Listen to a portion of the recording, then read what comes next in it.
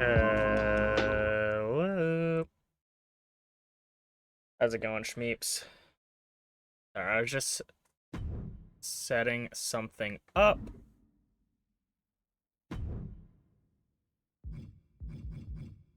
Oh, I sure do love it when they changed literally everything I had set up for some reason. Man, that sure is fun. I don't know why they did that. Is that... Or did they just, like, move everything around? Why did they do that? What the fuck? Uh... Okay, let's see. They added a match, and they moved all of the matches around. Weird. Did it keep this one? Yeah. But did it... Alright, let me...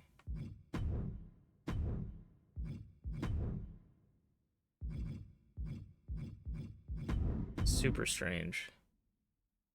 Alright. And then that's set up... Whatever.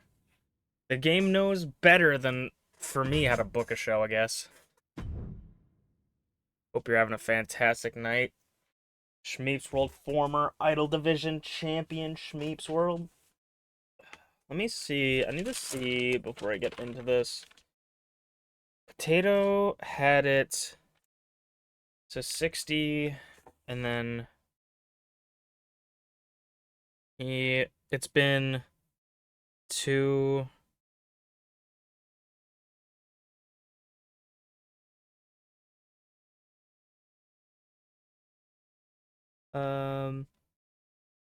And then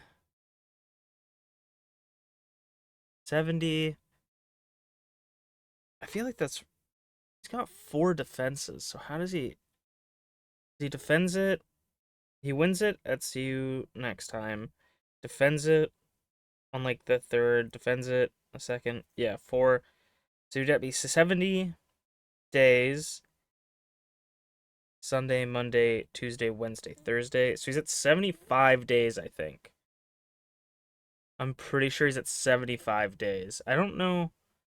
Did I misdo Usinos? Because it's 55 minus 43 is 12. It's 12 weeks. No, that's right. They held it for 12 weeks. So he's held it for 10 weeks. So Potato has a chance of becoming the longest reigning.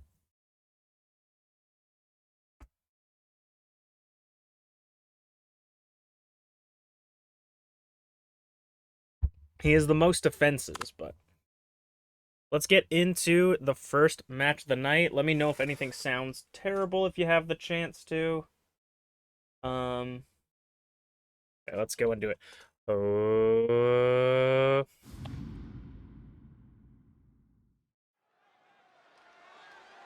Hello, everybody. Welcome back to Masu Pro Wrestling. I'm your host and the sole commentator, Masu Pro Wrestlington. And we are starting off with a one-on-one contest. One member of the Shogunate, Vyakaka, making their entrance in somewhat of a #1 contenders tournament, if you will. We've been going through matches between the Icon and the Idol Division to earn themselves in a multi-person elimination match to earn the #1 contendership for, I believe, the Icon Division, if I remember correctly. Yeah, for the Icon Division, Vyakaka looking for their first championship. I mean, we saw very little of them. They came to the aid of Empress Morgana when she was up against Mama Inu. Had a tag team match with AZ against Dawn Deceased. Was unable to pick up the win there. The Shogunate seemed to be back in full force, ready to put themselves in every conceivable picture that they can be. And it seems that the Shogunate and the Shibas are having a little bit of a faction rivalry, if you will, if I could say that.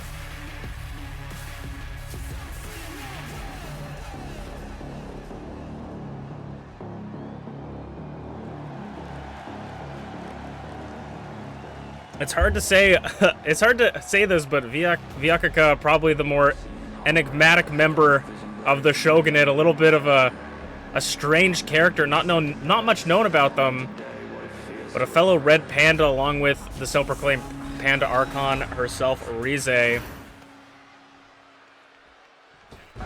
Gonna go up one-on-one against someone that they kind of came to the aid of at All on the Line.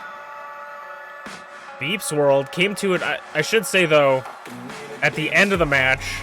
One half of the tag team champions, Beeps World, and Emrys Morgana picked up the Idol division to become the first ever dual champion. Could Beeps World become a dual champion with her, and could La Primera hold all the titles, all the gold in MPW? Beeps World, I would say, truly carried that tag team match with Emrys Morgana and herself to retain the tag team championship, and is looking to keep that with them. I mean, longest reigning tag team champions over the 2 title reigns that they've held the championships.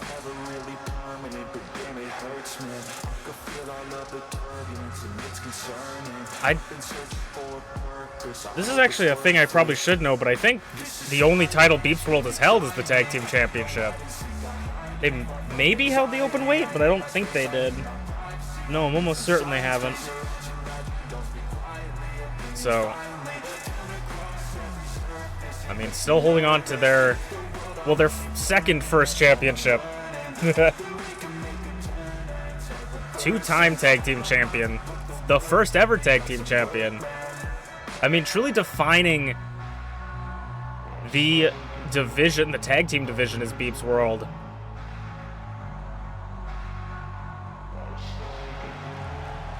But we know Emrys is wanting to see Beeps World pick up the win here, earn themselves a shot in the #1 contenders match alongside Sleepy Pangu, Angel, and Drag Thulu.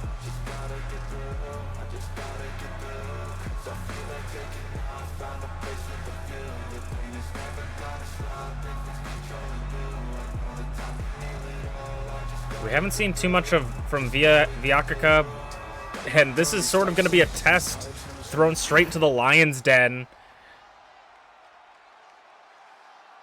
Beeps World versus Vyakaka, one-on-one, truly thrown into the lion's den. Not only one of the newest members of the Shogunate, but one of the newest members of the MPW roster, getting planted into the canvas already by the tag team champion. Kick out of 1.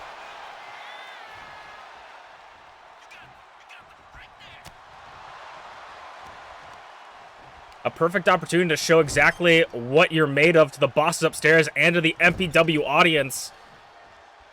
But this is an uphill battle, a David and Goliath type matchup.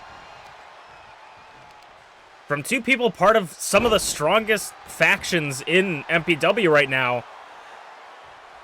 As MPW becomes more volatile and a hostile workplace environment, more people are banding together and forming teams as the battle lines are continuing to be drawn.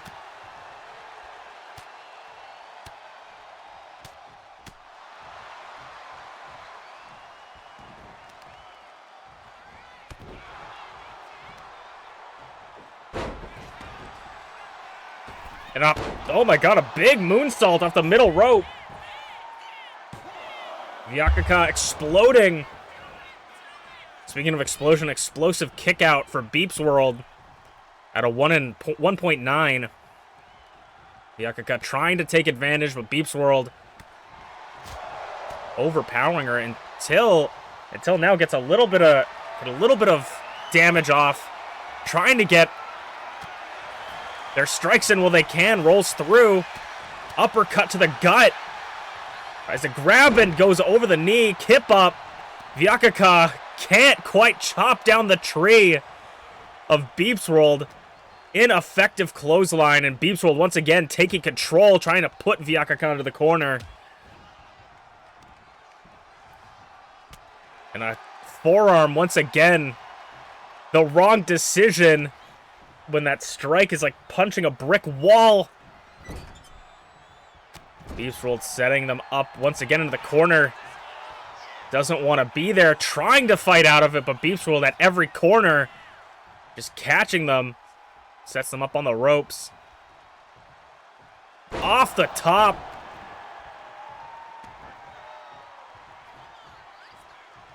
Vyakaka wobbly on their feet. Putting the boot to the neck. Kick straight through. Vyakaka, oh my god, knee buster. Bouncing Beeps World off the knee and now gets kicked to the head. Kip up again off the ropes. Flying forearm. As if having infinite energy. Perpetual motion. Now flurry of punches of right hands. Straight to the dome. Mini attitude adjustment. Headbutt meets the horns. Out of the face of Vyakaka. Off the ropes again. Big horn strike. Nobody wins in a headbutt, but it seems to be quite effective for Beeps World.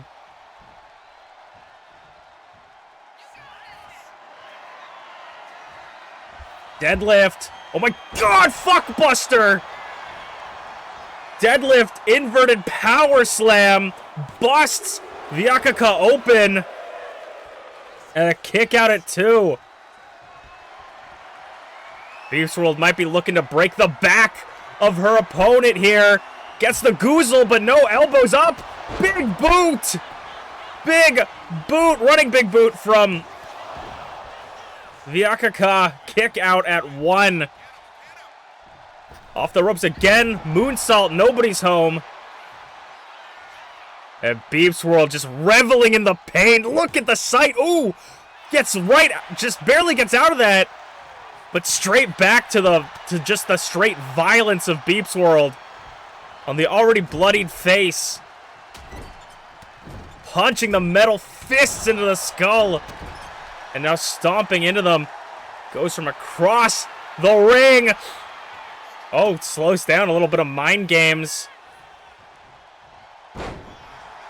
Catching Beeps World off balance. I really think that's an expert move.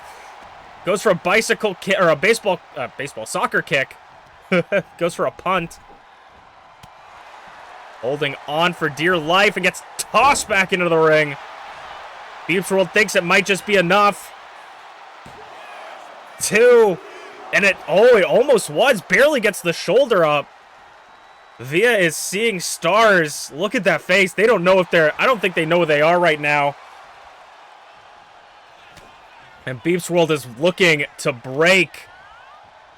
Inverted choke slam. Backwards choke slam. And now working over the knee.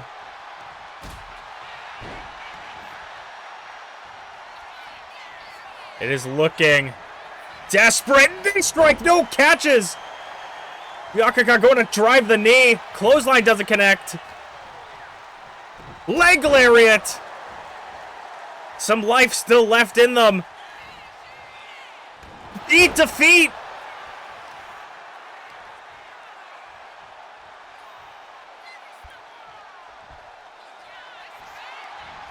Hooks the leg. 1, 2. Kick out at 2. Still not enough damage dealt to Beeps World. Beeps World doesn't even look phased at this point. Beeps World is on an absolute tear. Gets into the power slam position. Inverted power slam. And wants to put that final nail in the coffin. Break her opponent's back. Goozle choke slam back breaker. The Bane Breaker. 1, 2, 3. Oh, actually, no, it wasn't the Bane Breaker. It was the Bat Breaker, I called it. But a kick out at 2. Beeps World is not happy. One more time. Goozles. Bat Breaker. No. Big boot again. Vyakaka going over the ropes. Senton. Nobody's home. Beeps World. Sidewalks. Nope, not sidewalk slam. Power slam just drops them.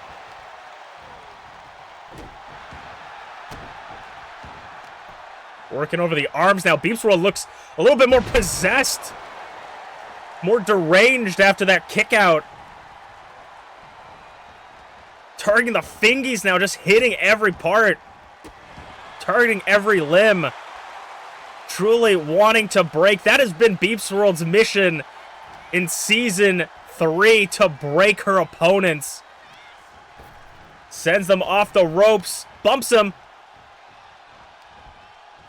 Grabs from behind. Oh, Bulldog, though. Whenever you try to count out Vyakaka, they pull something out. Going up top. Up top, single leg drop kick. Looking to finish it with the knee.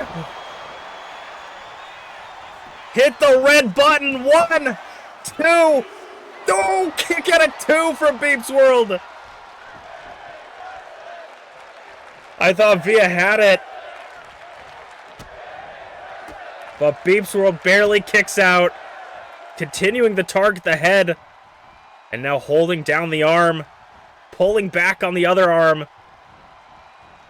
Stretching the robotic limbs. Trying to detach the wires. But Beeps World's back up. Drop pick. Well, Via was on their knees. And now back to targeting the arm and the hand. Trying to break the hand with those boots. Could we see it? Could we see it again? Hit the red button! Might have just put Beeps World away in the center of the ring. 3rd time's the charm. And they get it. Moving forward, Vyakaka. Gonna visit Shmeep's Angel and Drag in the #1 contenders match. The Shogunate picking up their first win since their return. Truly the powerhouse of the Shogunate, if I dare say. Making a huge impact as we'll move on to our next match of the night. How's it going, Burning Lava? How you doing, Burning Lava? Welcome on into the stream. Welcome on in.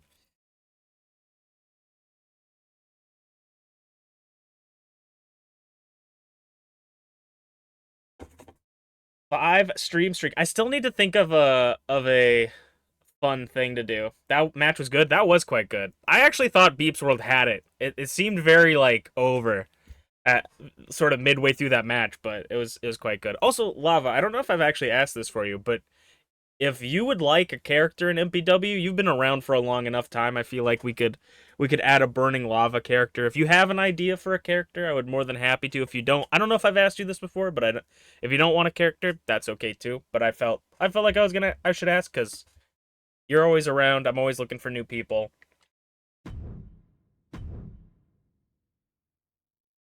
If you have any ideas, DM me on Discord. I don't think I have a good idea for a character. That's fair too. If you ever have one, DM me on Discord or tell me whatever. For sure, but I just thought I would ask. I would open it up. Let me double check.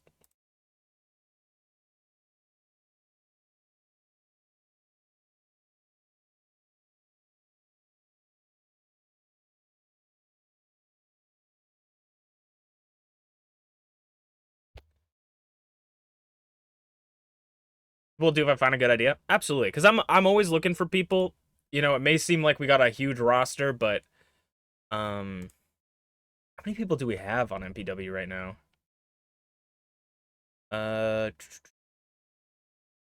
We have 14 plus 14, so we have 28. I need 30 people for a Royal Rumble, so that's what I'm always looking for, is the Royal Rumble. Okay, let's get into the next match. I have a couple other people I want to ask to again, but and we will be continuing number one contenders matches, or qualifier matches first, and Mama Inu versus Kato for the Icon division, or the Idol division, excuse me. And Rize attacking Mama Inu mid-entrance. But Mama Inu still seems to want to continue starting this match. One-on-one Kato versus Mama Inu to qualify for the number one contenders. I was talking about that a little bit earlier tonight, but the Shibas and the Shogunate seem to be just in a faction war. Float over tornado DDT from Kato. If Kato wasn't already hard enough to fight, Mama Inu's got to do it with already taking some hits. Kato seems to be a little confused here, playing some mind games maybe. We saw Rize a handful of weeks ago float over German suplex. And over the top rope, senton to the back. Realigning each other's spines. We saw Rize call out someone a handful of weeks ago, but they didn't answer. Could they have been calling out for Mama Inu? Rize said they were going to call out the person that attacked them at the end of season 2. Could that have been our answer to who Rize was calling out, or is something more afoot?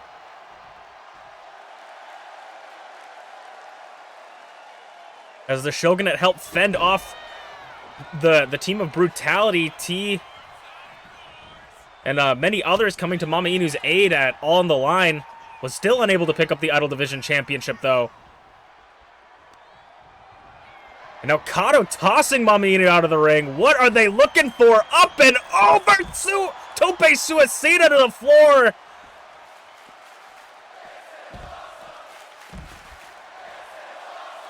Kato, one of the most impressive newest members of MPW, still haven't had their shot at a championship like this. Wanting their Idol Division number one contender shot. DDT from Mama Inu. We're going to see how much of that attack from Rize affected Mama Inu going into this match. So far, it doesn't seem too detrimental to the eldest Shiba, to the veteran Mama Inu. Up top, double axe handle.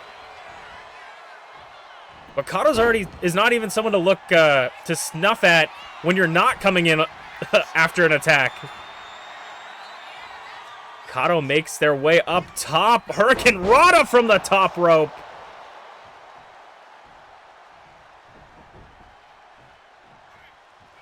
And a basement drop kick. Mama Inu rolls through.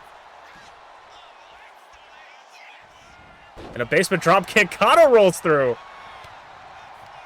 Kato sends Mama Inu off the ropes. Float over German again, dumping her on her head.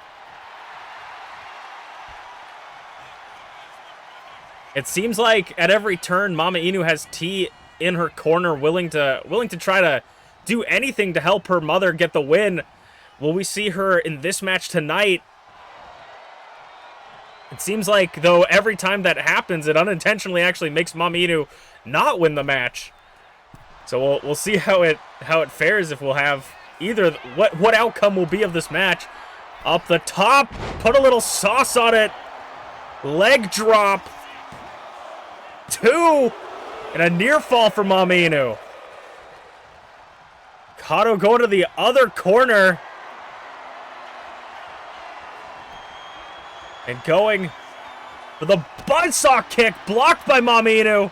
Drop kick into the corner. Shotgun drop kick into the championship corner. Off the ropes, a crossbody. Cover him. 1, 2. Near fall for Kato. Nearly caught off guard. And now Mama Inu up to her old tricks, maybe again, but no, Kato Gets out of it. Ooh, inverted DDT onto the knee, falling. Hooks the leg. Leg is close to the ropes. The referee says it's not there. Near fall again. Mama Inu does look very in a bad way. Double stomp onto the elbow. And now Kato going back up top to the high rent district. Dark side of the moonsault! Dark side of the moonsault to Mama Inu. And Kato nearly capturing the win. Mama Inu barely kicking out. And a double stomp to the knees.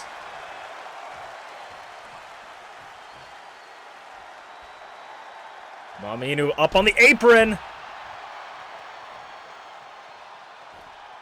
Sent back to the floor for the second time this match. And Kato's gonna meet them, resetting the count from 1-1. Of course, on the outside, you can't win via pinfall or submission on the outside. You can only win via countout or disqualification. Hooks the arm. Oh my god, Kato twisting! Neckbreaker! Onto the concrete floor. Kato might be taking the count out. 6. Or not! Cannonball! Over the top again! Connects with Mama Inu and resets the count.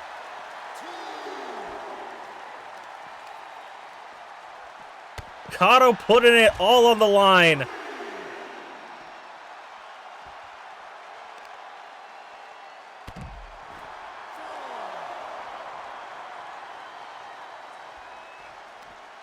Jawbreaker from Mama Inu. Sends Kato into the steel steps. Kato trying to stop. Inverted DDT on the knee. Little payback. 6 count. Mama Inu might take the count out. 7. Kato's got to make it back into the ring, and Mama Inu says no. Kato makes it in at 8. Off the ropes. Crossbody this time caught from Kato. Oh! On the ribs. Flips Mama Inu around. Back body drop. Going for the 3rd time up top. Dark side of the moonsault to Mama Inu. Center of the ring. 1, 2, 3. And Kato going to the Idol division. #1 contenders match.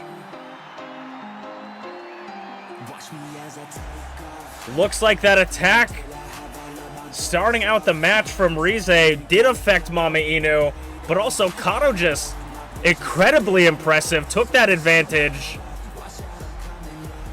As we will move on to our 3rd match of the night. You did what now? You attacked Mama Inu before the match. You attacked Mama Inu during her entrance, slammed her into the steel steps. That's what you did, Rize. That's what you did. Did Mama hurt me? We don't know. We don't know who attacked you. You called out the person that attacked you, like, last week or 2 weeks ago, and they didn't show up. So we don't know who attacked you. Could it have been Mama Inu? The mystery, Rize.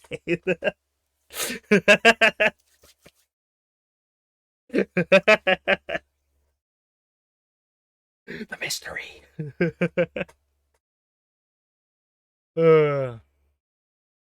All right, let's get into the 3rd match of the night. Also, how you doing, Rize?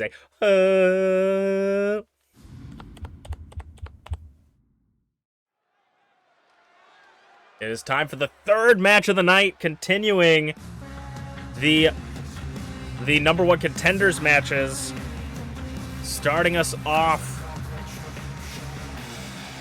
one half of Dawn Deceased with her tag team partner in the corner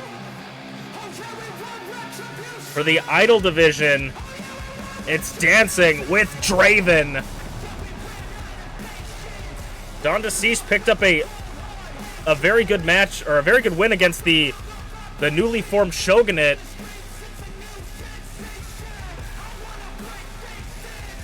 And now Draven looking to earn her shot at the Idol Division #1 Contenders match. Follow Bonk, Greg, Jin, and Kato into the elimination match.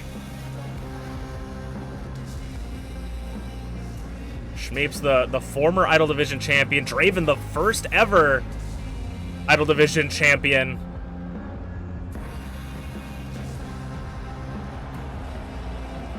And like I said, battle lines are being drawn in MPW, and if you're not with someone, you're against someone. As we see more and more competitors finding friends in this business, someone to watch your back. And that's exactly what Draven's got tonight. As Draven's gonna go up against, I checked my notes, not the longest reigning Icon Division champion, but the one with the most defenses. I'm pretty sure, if I did my math correctly, he is 75 days as champion. The current record is 84 days as champion, but Potato has 4 defenses, one more defense than any other openweight champion of all time. If he can defend it for a 5th time, I don't know how it worked out this way, but if he defends it for a 5th time, he will be the longest reigning openweight champion of all time. I'm pretty sure, at least. I really don't know how it worked out this way. Unless I'm completely, like, got it completely turned around. Or I've accidentally written that he's defended it one too many times, but I'm pretty sure I'm right. But now, also, this is not for the Openweight Championship, I should say. This is for the Idol Division #1 Contenders match. Potato could be the second person ever to hold 2 championships at once. Oh. The referee was looking for a clean break. Draven doesn't go for it. Catches him. Knee strike to the chin. Right on the beard of the Openweight champion. Not only would this secure a #1 contendership opportunity for Draven, getting a win over the Openweight champion is also quite big. Rings of Saturn so close to the ropes. Potato gets out of it. Sends her up and outside the ring, right in front of our French-Canadian commentators table.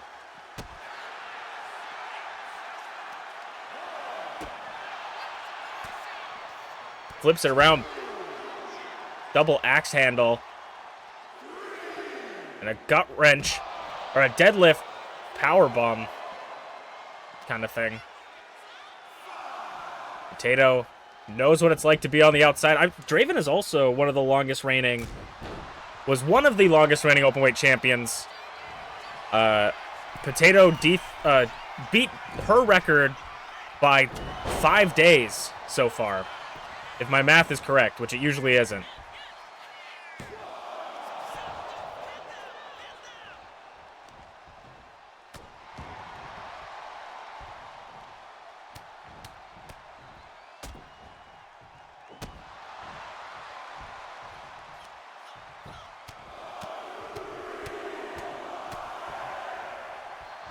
And Potato now just in control. Nerve hold. Potato has really had sort of this, like, hero's journey in MPW. Starting out as one of, like, the freshest faces in the business. Coming into MPW and being too green. Couldn't get a win. Had a handful of opportunities at a championship. Was unable to pick up the win. Finally gets his shot at the Openweight Championship. Picks up that win, has held it. And just kept it going like a train with no brakes. Draven eyeing up Potato, the horns to the gut, sending him to the floor in front of the French-Canadian commentators table. And Draven once again eyeing him on the floor. Cannonball up and over, but a little bit too far. The miscalculation could cost Draven the match, as Potato once again takes back control. Drop kicks. That was expertly done. Potato went for a drop kick, missed the drop kick. Draven went it at the same time. They both missed, and then Potato converted his into a leg drop, landing on Draven. That was expertly done. And a knee strike from Draven.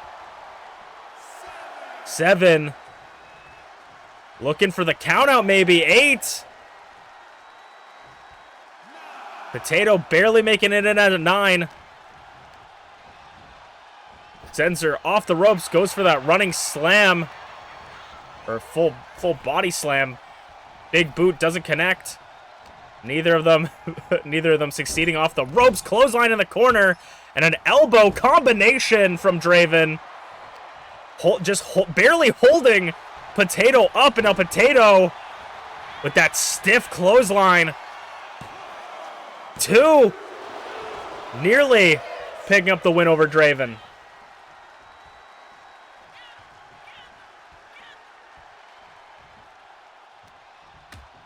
Now Potato gonna meet Draven on the apron. Hardest part of the ring. Driving Draven on the apron.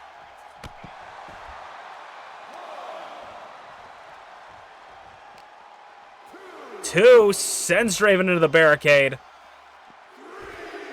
These two love fighting on the outside. Former openweight champions. Oh my god. Wild one-legged drop kick right on the dome.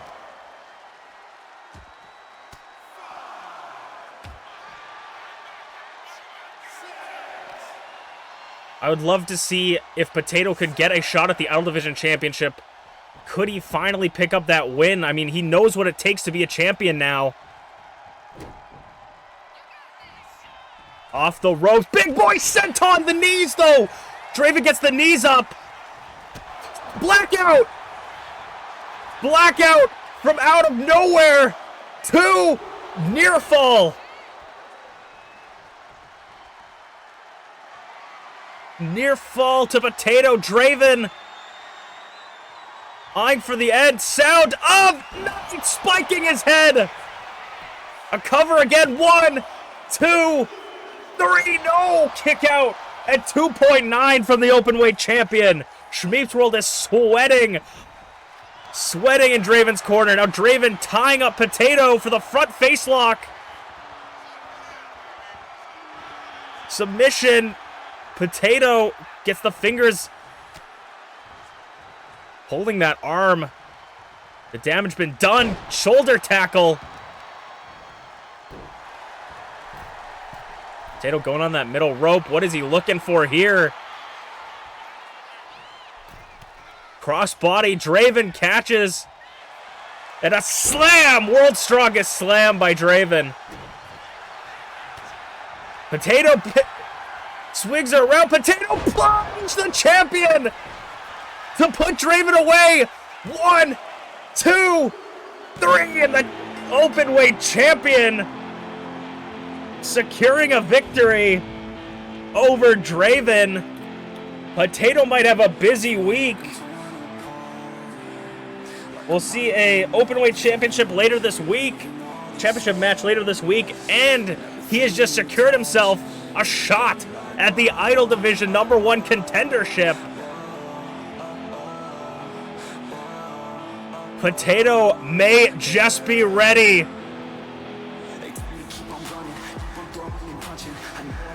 No longer the couch potato. He might just be ready for this elimination match with Bonk, Greg, Jin, Kato, and now Potato. As we will move on to our main event of the night next.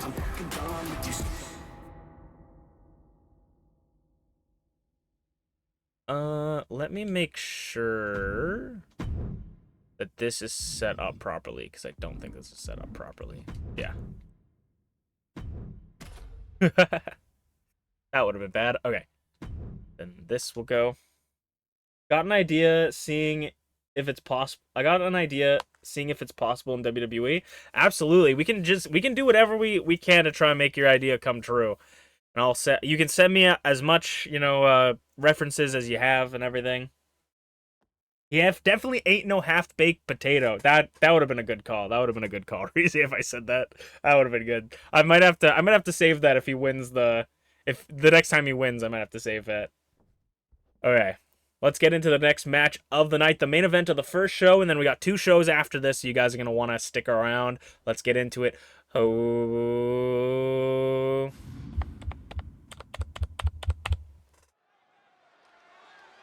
All right, it is time for the main event of the evening. Tag team action tonight to cap off this insane episode of MPW.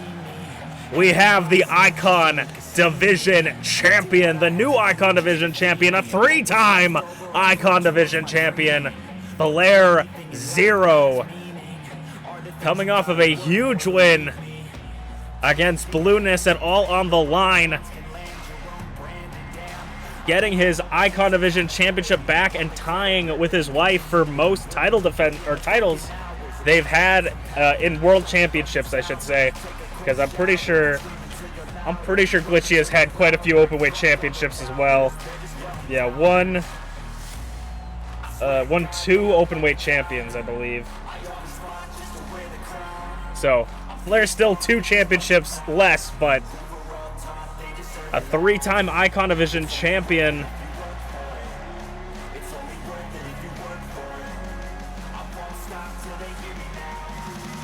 Flair has over 175 days across all 3 of his title reigns, his longest being 140.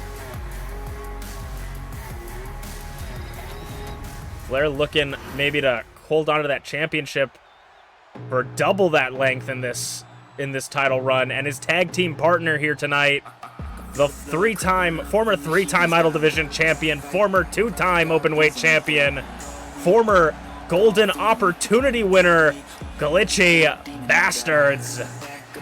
Team Technically Support looking to get their headway in the tag team division.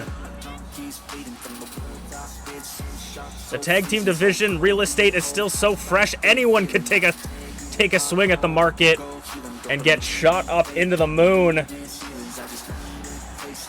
This team originally formed in the Double Eliminator Random Selector Tournament, and they've stuck together ever since. I mean, they've always been together, but now they're stick together in the tag team division. And speaking of togetherness, the coalition of humans against treachery, B.A. Tycho and Blueness, the former Icon Division champion Blueness, and B.A. Tycho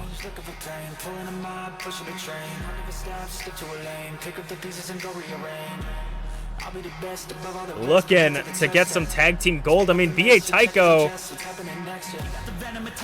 is one of 2 people in the coalition that haven't held a world championship, but still seems to have a great relationship with Blueness. B.A. Tycho's good little soldier, as they call her.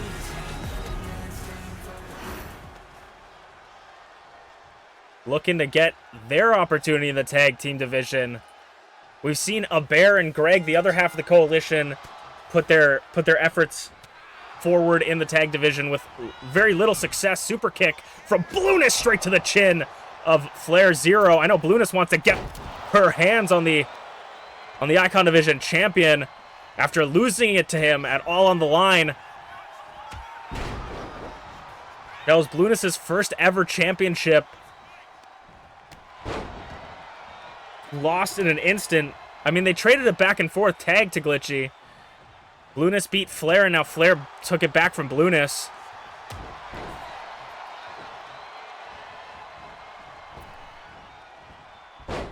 So I mean, this tag team might be the desperate shot for B.A. Tycho to try and get a championship. I mean, we talk about B.A. Tycho's leadership being brought into question,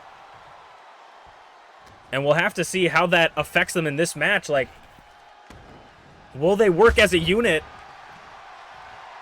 or will one of them overextend themselves to the point where it's basically a 2-on-1?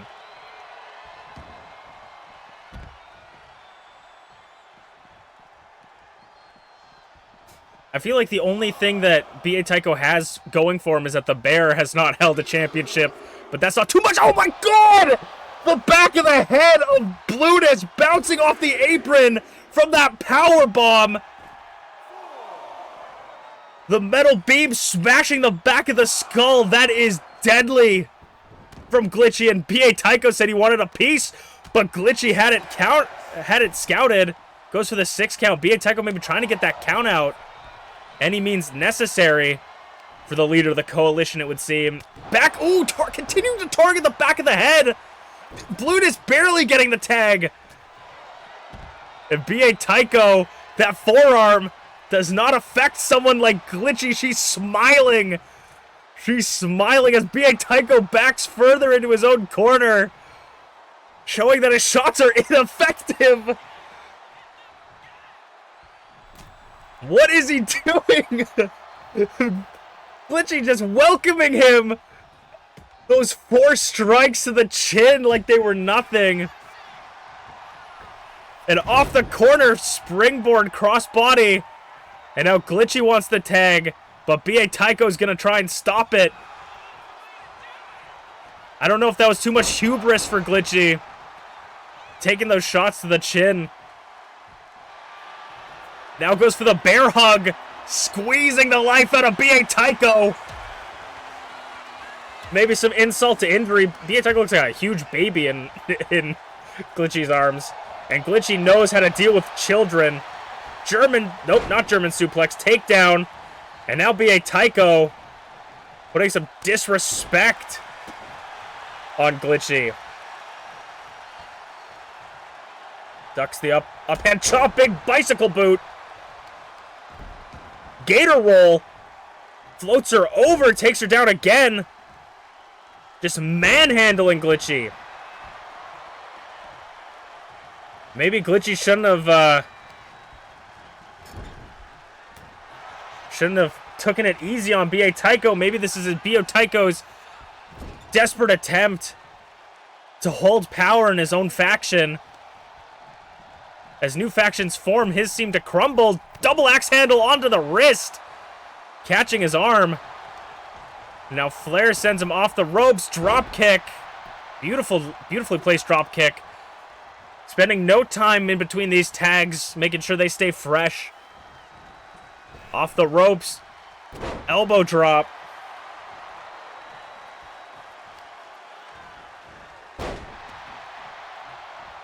Off the ropes again, and a big boy senton!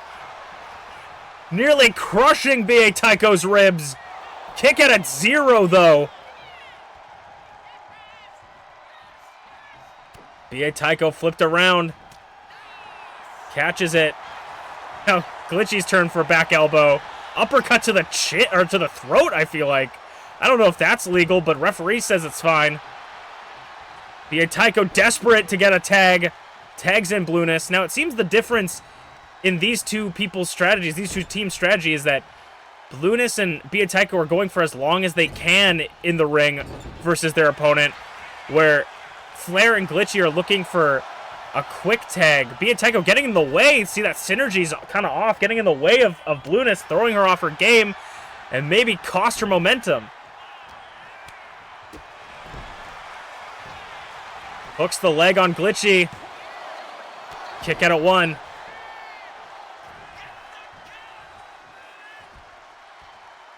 Now Flair wants a tag. Glitchy's going to get that tag. And a shotgun drop kick as Flair just barely gets through the ropes into the ring.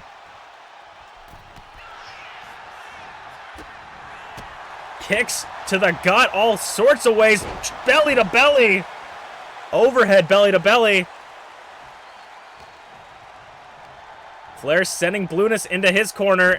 Oh, Blueness uses it, using the momentum to grab Glitchy and bounce her off the ring, off the apron. See, that's the kind of maneuver you would see from a former champion. The ingenuity of Blueness is incredible. Flair rolls to the outside, trying to get some safety, but is in the Shark's end. Swimming in coalition territory. He's going to quickly get back into the ring, and now he's staring down B.A. Taiko. A forearm floats over DDT! Flair 0. Saying, I don't care if this is your side of the ring, I'm gonna take you there. I'm gonna take everyone on. Ducks under. Big boot misses.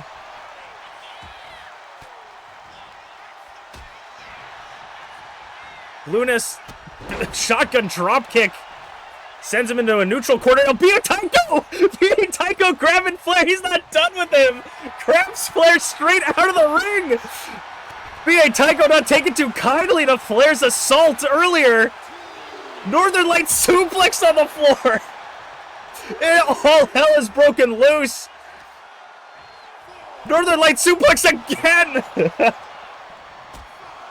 All hell is broken loose. B.A. Taiko sending Flair back in the ring. Lunas stunners Glitchy. And now Flair's back up.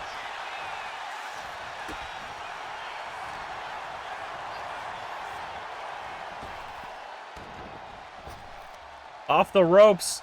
German. Glitchy's still on the floor, then now gets back onto the apron. What is Flair looking for here? Off the ropes, Hurricane Rana. Tags in Glitchy. Glitchy's gonna want some revenge after Blunis attacking her just 2 seconds ago. DDT. This is the kind of action you can only see in a tag team match. Roll up from Blunis. 1, 2. Oh no, not a 2 count. Rolls up her opponent, sends her over the knee. And Glitchy again keeping pace with that quick tag, not wanting to spend too much energy, wanting to make sure each other stay fresh. And now Flair going for a suplex or a brainbuster. Blunis nearly got punched in the back of the head, but just barely avoided it. Knee strike. And axe kick. Blunis is looking tired. Gonna go into her corner, tagging B.A. Taiko.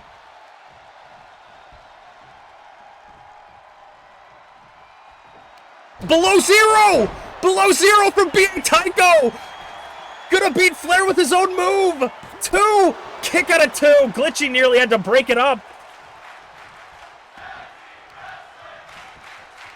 B.A. Taiko working the leg.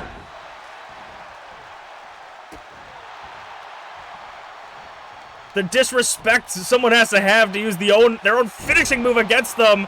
Bulldog. And Flair is fired up. But reversal DDT. And B.A. Taiko too busy gloating to see that Glitchy tagged in. Too busy feeling good about himself to know that Flair has already escaped from the opposite corner. Sends B.A. Taiko into a neutral corner, puts him up top. What is Glitchy looking for up here? Just dumps him to the floor.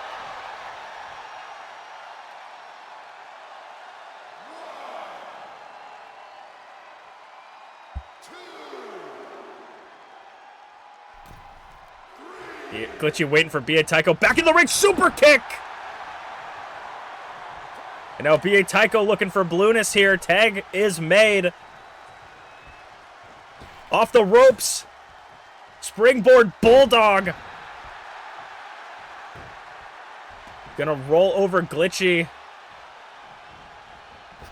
Goes off the ropes. Goes for a neck breaker. A snapmare. And a running Bulldog. Glitchy going to her corner. Tags in Flair as Blunis rolls to safety on the outside for just a moment. Maybe trying to catch a breath before Flair gets back in the ring. And it looks like Flair is also tired. Saying, come on, below zero, though. Maybe that was him playing possum. I think Flair just played possum. Lured Blunis into a full sense of security. Below zero, and then B.A. Taiko breaks it up at 0. Off the ropes. Wacky forearm. Yeah, it looks like that tiredness is just shaking off Flair. Take down Blueness. Tags in Glitchy. Blueness is looking worse for wears right now. The Coalition are going to have to do something if they want to win this match. They're going to have to do something big. Or else Blueness and B.A. Tycho might just be at a loss. Tries to put her in the Tree of Woe, I think. DDT reversal. Blueness limping to the corner. B.A. Tycho now the legal participant. Hook clothesline. Takes Glitchy down, and now B.A. Tycho might be looking to end it. B.A. Tycho in plain sight. No.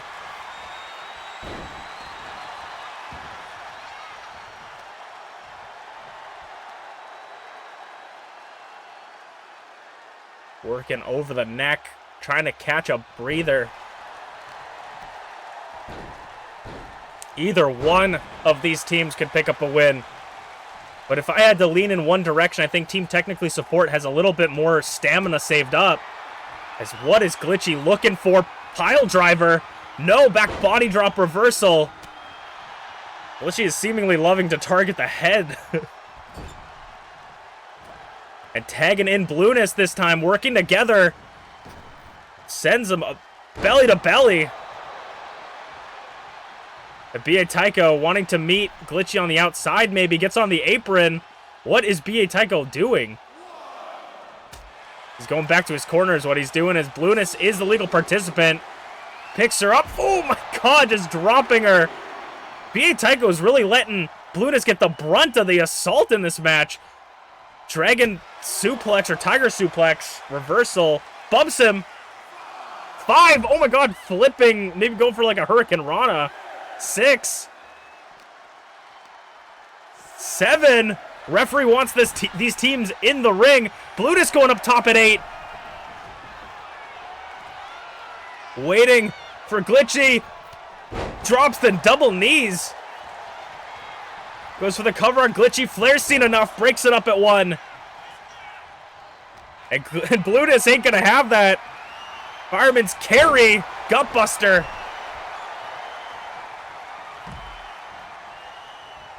Glitchy running DDT. Flair now on the outside. Glitchy all alone. If this was the opportunity the Coalition needs. If there's any opportunity the Coalition needs, it's this one right here. Big boot missed. Chop ducked. Rolls through. Oh my god, rolls through all the way for the pin. 2. Oh, Blueness all of us takes it. Glitchy rolls it over. 2. No. Rolls it over again. 1. No. Rolls it over again. 1. No. Who's gonna get the pin? Anybody can do it. Can get a 1. It was a Goozles. Frame drop! Goes for the cover. B.A. Tycho breaks it up at 0.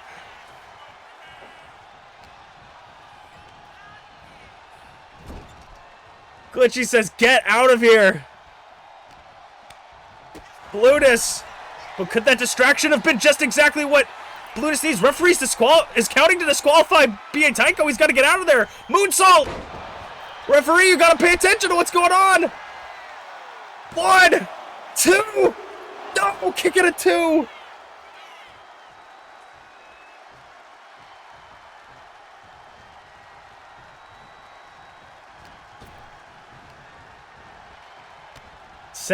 Bumps into the ref. Flips him around. Back body drop. Huge elevated back body drop.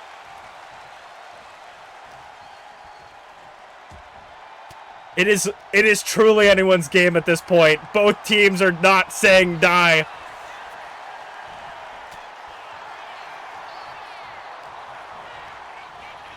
Sending Glitchy up and over. Got Glitchy hung up on the ropes. Neck breaker. Luna's still looking like worse for wear. As B.A. Tycho is the new legal participant for the Coalition. B.A. Tycho not waiting for Glitchy to get back into the ring. Oh my god, butterfly DDT on the floor! Dangerous!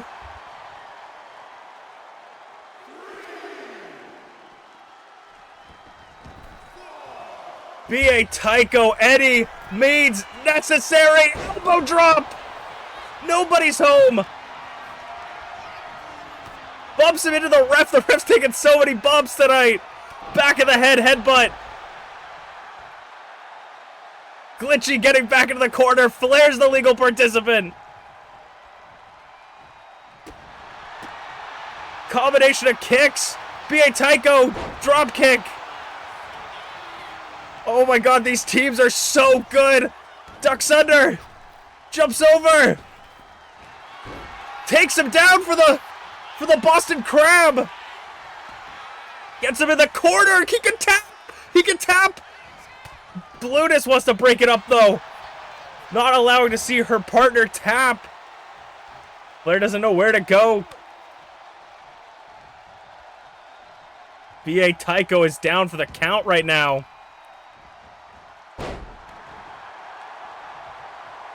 Glitchy's back in. And B.A. Tycho is looking hurt. Elbow out of the corner. Sidewalk slam from Glitchy.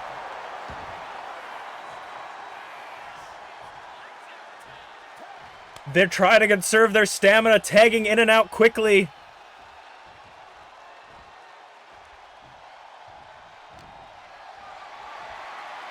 Flair's got him on his shoulders. Oh my god, waist slam. 1, 2, 3. And team technically support pick up the win.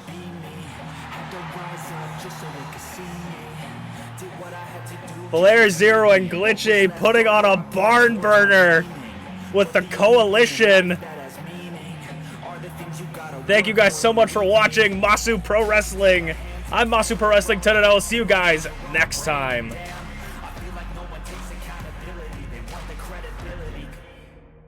That fight needs to be its own video.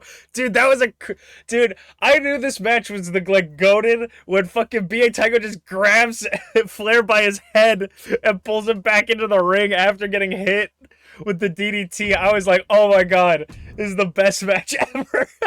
I didn't even know he would, I didn't know the AI did that. That was so good. Oh my fucking god, that was so funny. Dude, the rolling, oh, that was so funny. I gotta go back and clip that. That's so funny. Because that's if you guys know this game, basically it's like a timing minigame to kick out, and the bar is bigger depending on how little damage you have. So if you time it and you hit the bar right, you kick out. There's a small bar that lets you reverse it in those situations. So the AI was just hitting that small bar each time. They were just, and there's no I mean, there is sort of, because it would be 1 and then they hit the bar and it would flip it. But if it went 1, they miss, 2, they hit the bar again and they roll. It's sort of like that. That's so funny. The breakdancing was your favorite part? Oh man. Okay, we're gonna load up the next set of matches. That was so funny. And also, it's funny because I was setting up a stream earlier, and I was setting up stream earlier, and I had booked everything before stream started, and then I need to change something, so I go change something, and because this game is super cool, it's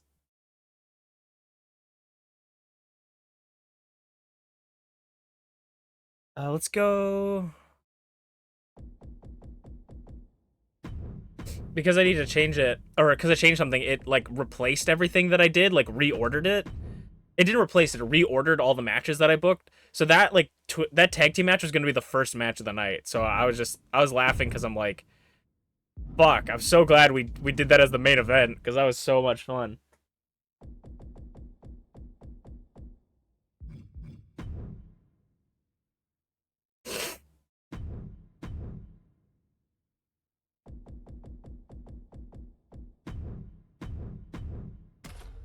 And I'm gonna try something that failed last time, so we're gonna see if it works this time.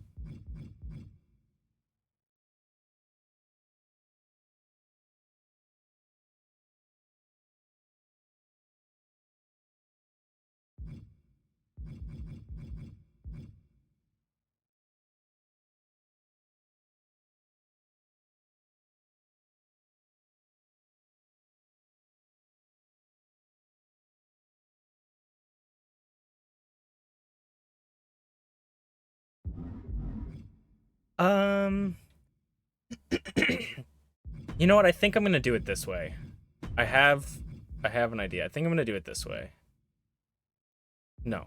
No, other way. Let me go back. Okay.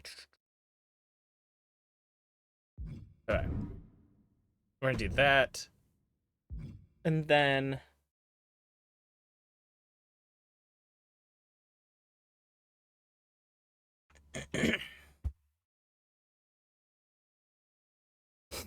and then we do customize match type.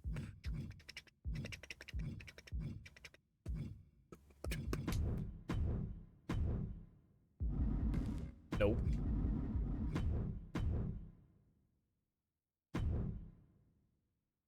You can add a manager to a false count anywhere match? Weird.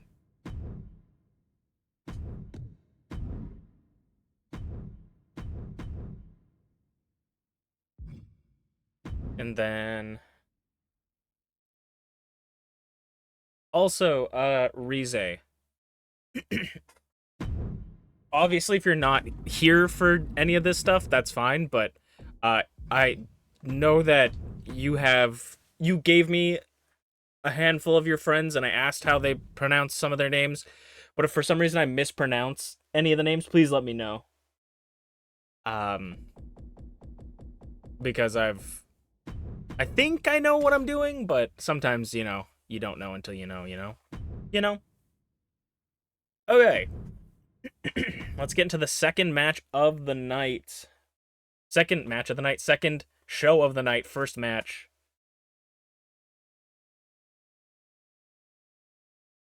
Let's get it, guys. Ooh.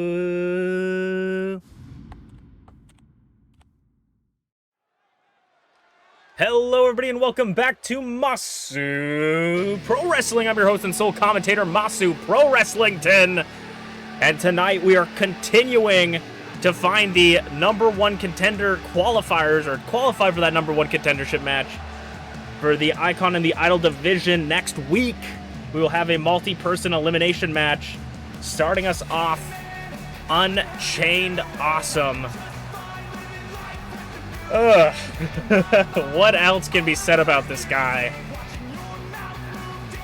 Looking for his first Idol Division championship. He hasn't had much luck this season, I feel.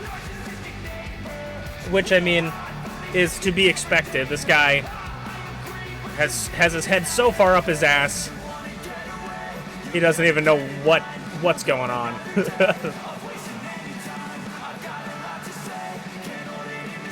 Honestly, if this guy spent more time in the gym than he did on Twitter, he would probably be a 4-time champion at this point.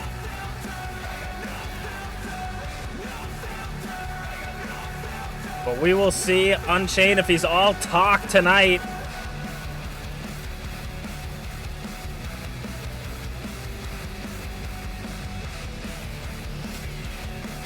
I saw him retweeting pictures of that hot new Overwatch character like 5 minutes before this match. So you know he's not actually been mentally preparing. Which, I mean, I guess that is a type of mental preparation.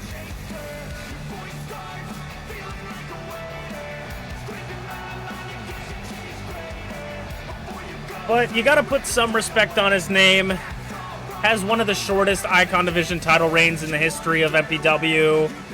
You know, lost an Openweight championship recently. He's just, you know, you gotta put some respect on his name. He shows up to work, so.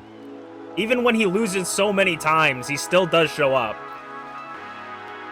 And of course, one of the members of the Shogunate making their return, AZ.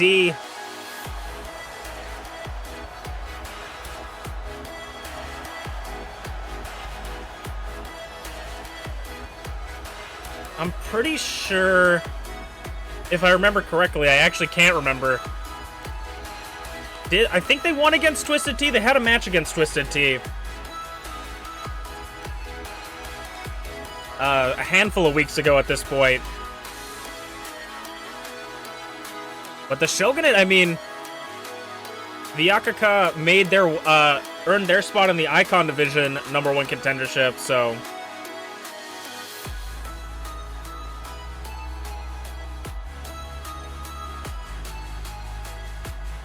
The Shogunate could be earning themselves a lot of title opportunities going into this next Premium Live event.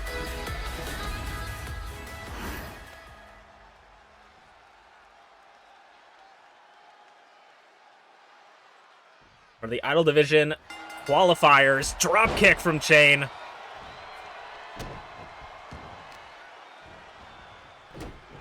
One member of the Shogunate coming back. I mean, the Shogunate have come full force. As what is Chain doing? Tying them up like a pretzel. And just kicking them in the tailbone. Not very effective, but incredibly disrespectful. Kick to the head kick. Into a drop kick.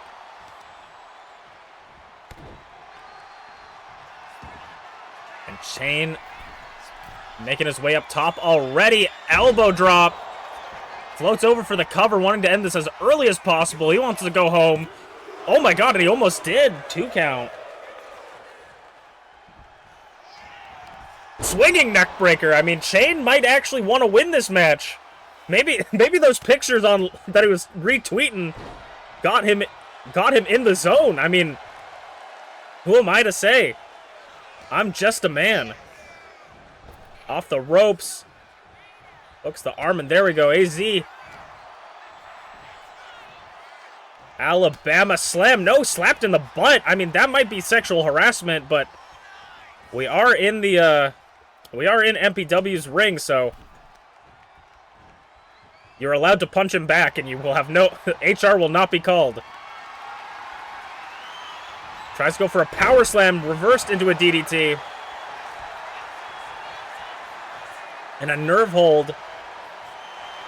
Trying to slow it down, but Chain doesn't know the meaning of slow, except for how his teachers would classify him. Now they're trading chops. Chain, though, in complete control of this exchange.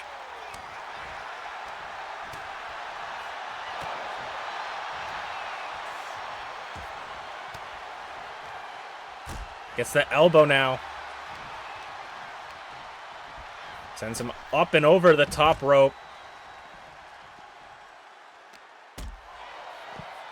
Kick to the side of the head.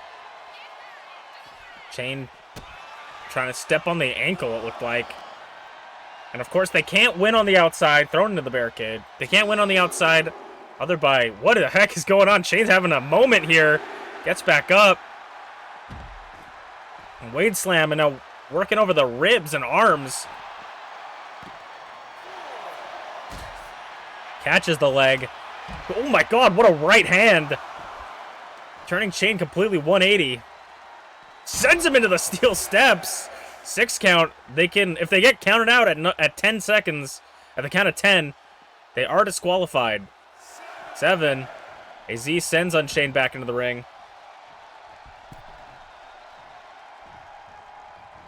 What a swinging, running, swinging neck breaker again. Goes for the cover. Chain gets another 2 count.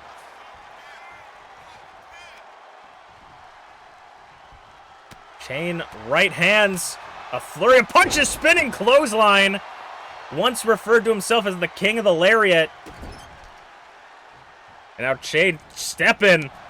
Usually he's the one getting stepped on. Tonight he's doing the stepping, making it up top.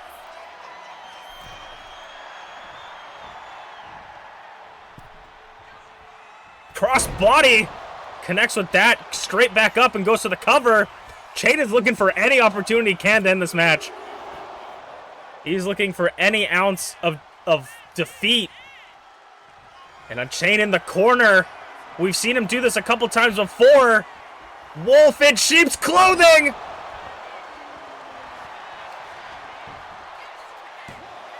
Two. No, kick out of two.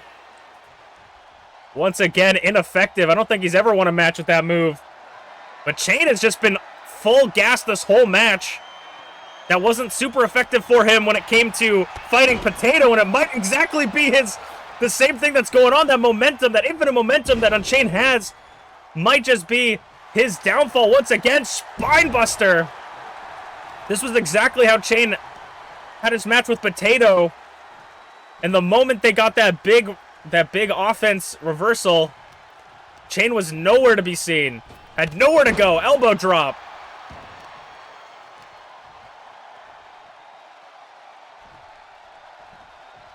Trying to stay on his feet, but AZ has him in every corner, pulling him from the back of the head.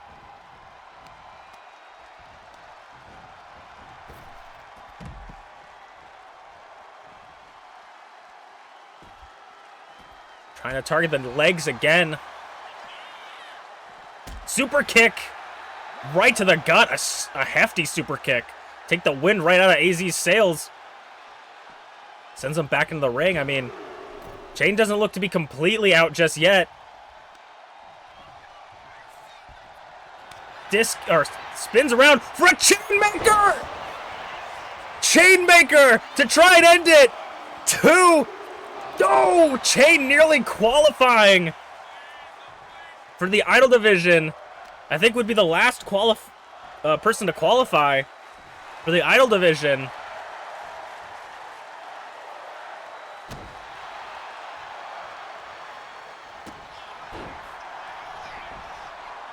Is that all that Chain had in him, though? Step up. Enziguri out of the corner. Clone explosion from AZ to put Unchained out.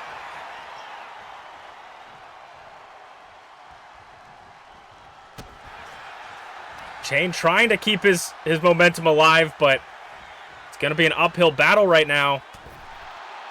Sends him on the ropes. AZ off the ropes. Bumps him. Leg kicks to the side. Head kick. Drop kick.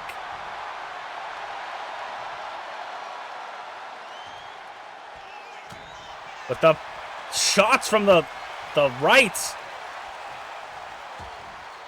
AZ gets that elbow in.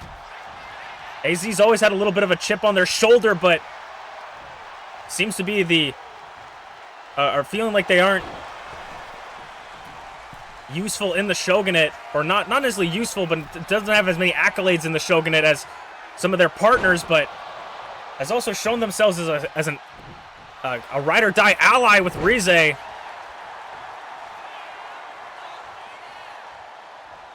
Chain back in that corner. Could this be the end? Wolf in sheep's clothing nearly lobs AZ's head off. And now Chain's going up top. What is he looking for? Flying sheepdog headbutt. I feel like that's the first time we've seen it since season 1. 1, 2, 3. Chain came to play and will be the 6th idol in the qualifier.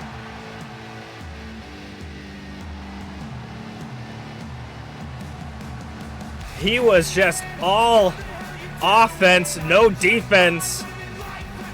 Gave AZ absolutely no chance to breathe. Could that be exactly what he needs to do next week? We'll see, but we're going to move on to something next. I don't know if it's going to be the next match, but we're going to... I'm probably wrong, but we're going to go into a segment that I'm probably going to poorly explain next. Dude, Overwatch needs to release hot women more. Oh, so I was completely wrong. For some reason that match went. I felt like that match went on forever, but also didn't. And so then I was like, that was our third match, wasn't it? It was the first. I was like, that was our third match, right? Okay. Let's get into our second match of the night. On WWE 2K24 and tried to make the character I wanted, but no real good top hats. Oh yeah, I don't know if there's any really good top hats. There might be some good top hats in here. I could check after this match, but we'll see.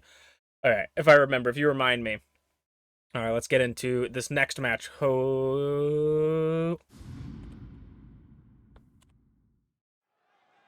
Sorry, I had my program flipped upside down for what's going on today. We have a Icon Division qualifier match, which I will say is a loser's bracket, if you will, for the Icon Division. Given a second chance at life are two competitors that lost their matches. Gareth Unpardoned lost his match to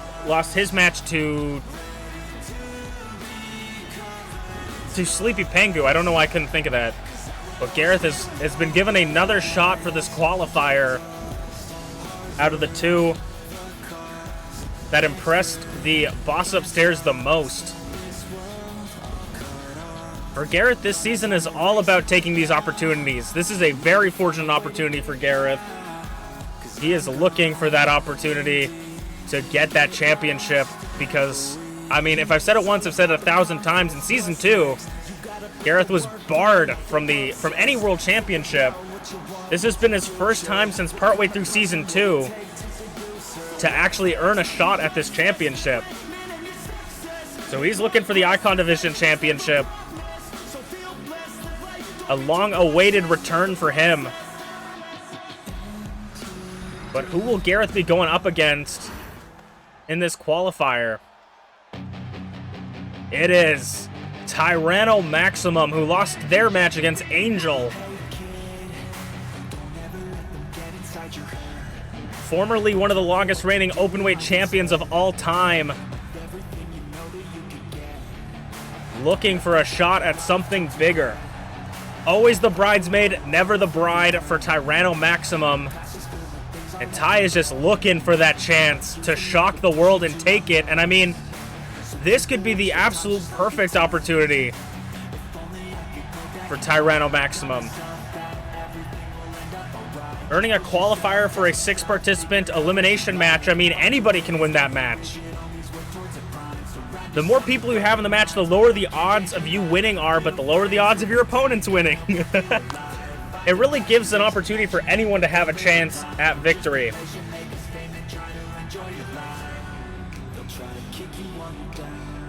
One of these two will follow Sleepy Angel, Drag Thulu, or Viakaka. Excuse me, Viakaka.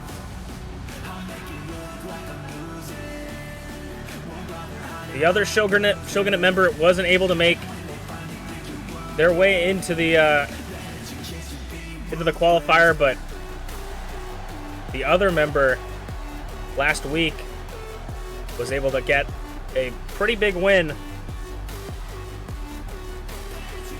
against Beeps World during their shot.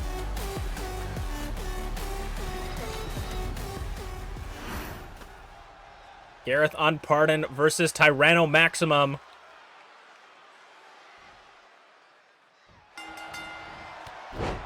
For the qualifications of the #1 contendership, and Ty is not wasting any time.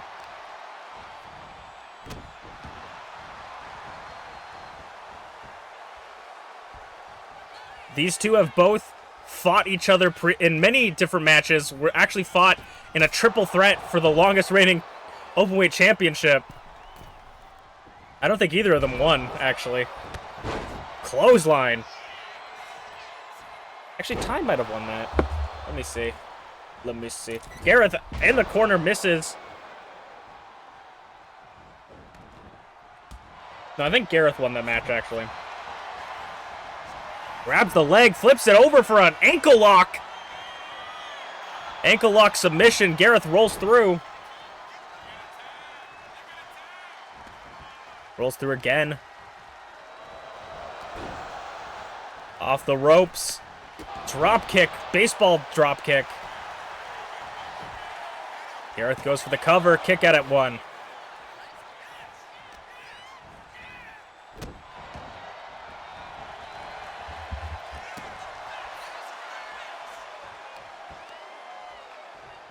Gareth with the knee strike.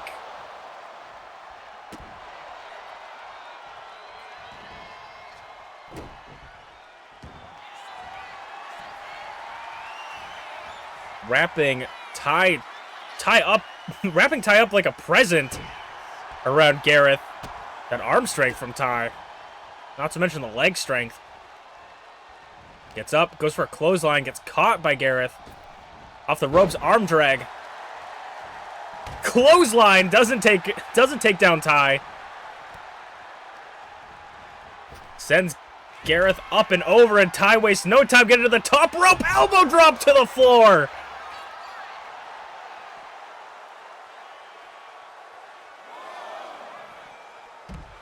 Step up Enziguri, reversal. Gareth already looks gassed. He's got to be practicing more of his cardio. I think he went for high caliber there. Gareth went for a very limp high caliber. Tyranno reversed it. I think they might have broke the LED. It's like glitching out over there a little bit. 6. 7. Gareth might be injured. Maybe overworked. 8. Gets back in. Inverted neck breaker. Ty's going to take that opportunity. I mean, if you're not keeping yourself healthy, that's one part of this business. You've got to keep yourself healthy.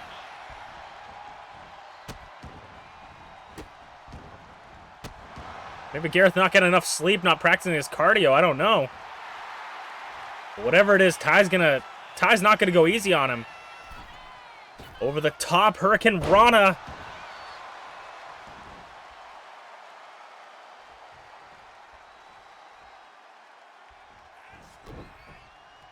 Got Gareth in the corner. Ty, big elbow, or big clothesline. Leaping clothesline, throws him into the center of the ring. 1, 2. Kick it at 2, some life, finally, some signs of life in Gareth.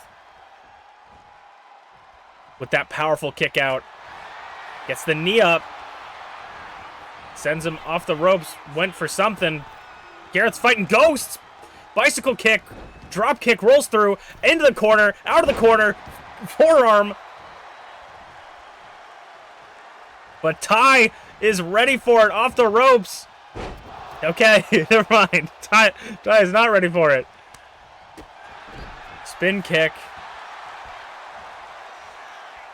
And Ty is feeling some kind of way. Chops and kicks and big bicycle kick. Forearm chops and punches and super kick. Super kick again, the strikes from Gareth.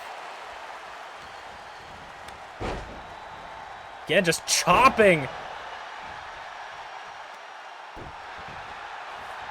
If Ty was a tree, they'd be timbering right now. 450 off the springboard.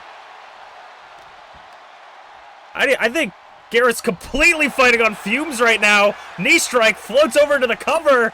1. Kick out of 1. He is so over it. Look at Garrett's face. He is so over this match already. But you can't be over it if you want this opportunity. Back of the head.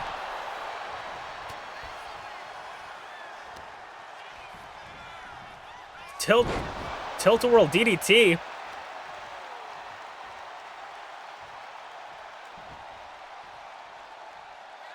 What is Ty looking for? Maximum impact! Maximum impact to Gareth. And Ty's not done. Extinction! Bomb! I was gonna say, is Ty not done still? Goes for the cover on that. I think Gareth might be done. 1, 2. Oh, grabs the ropes! Gareth, with his last breath of life, grabs the rope for a rope break. I don't think Gareth could have kicked out. I think that's the only way he got out of that. Ty now going up top to put Gareth... Oh, no. Crossbody. Gareth kip up into the crossbody. And maybe that was just enough to put Gareth out. It was. Gareth had, like... Gareth was... He was a ghost. He was a ghost of himself in that match. I don't know what happened. Gareth gassed himself way too early and just could not recover. And Ty was able to take advantage of that. I'm not quite sure what happened to Gareth. Maybe he's sick.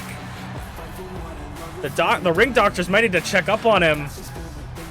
As now we'll move on to hear word from the former Idol Division champion, Tyranno earns themselves a shot. We'll hear from a former Idol Division champion next.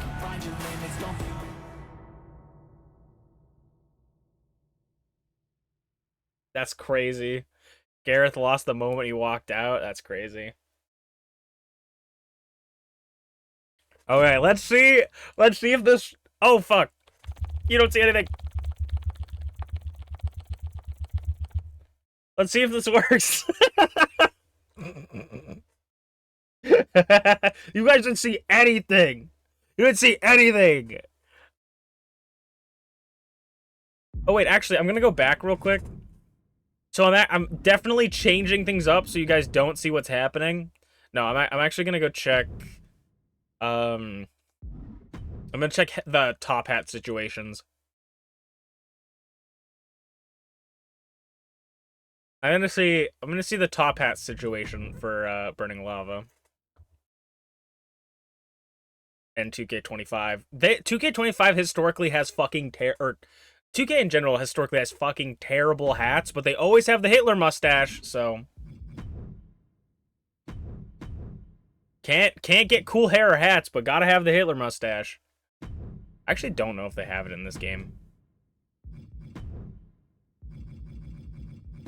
Have they finally deleted it after all these years?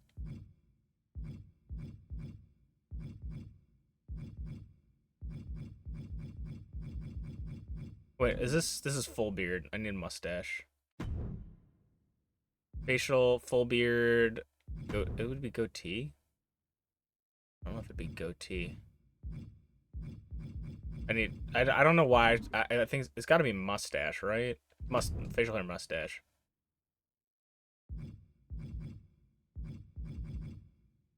Oh no, I wouldn't count that. Oh, did they actually delete it? Good on them. They finally fucking did it. They had it for so many years. It made getting that terrible man. He was like always the first thing on community creations because it was so easy to make. They just gave you every part for him. Excellent. Good on them. Okay, we're looking for top hats, chat. I got into the weeds. Top hats. Probably not in here, but sometimes they throw random shit in here.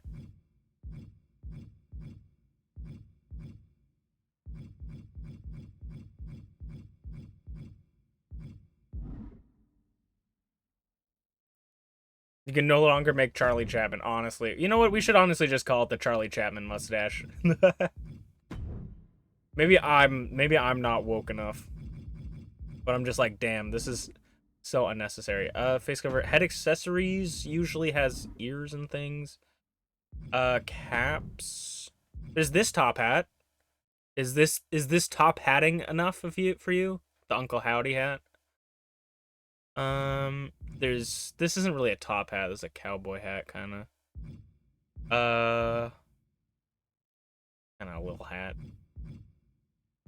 You can be a gamer girl. You want to be a gamer girl?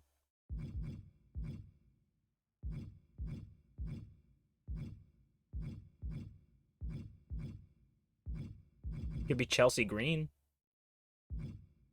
There's a Boulder Cap. I think Uncle Howdy might be your only option. They have like 40 billion John Cena hats in this game. There's the Nation Cap. Oh, here's another top hat, actually. I'm going to favor this one. This one's kind of cool. This one's a little bit small. It's not really a top hat. It's more of like a weird cowboy hat. Oh, here's another top hat. Is this top hat? Oh, and this kind of is a top hat. They kind of have top hats in this game. Oh, there's Cat in the Hat top hat if you want a ridiculously tall hat top hat. This one also... This part is only available during entrances. Please switch to entrance attire. Okay, you could just not be a bitch about it. Sorry, guys, we've gone into the weeds. I'll pick it up. Clothing, head. Gone into the top hat weeds. Caps it was. Top cat in the hat. Because you can do, if you're like, I don't want it to be striped, you could like, you might still see some stripes, but yeah, you can like sort of do that. Kind of works. I don't know.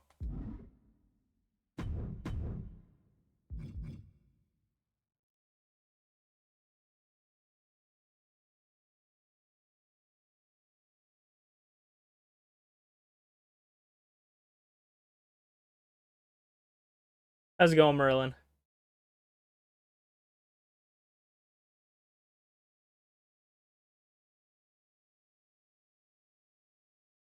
That's the main issue with the top hats, yeah.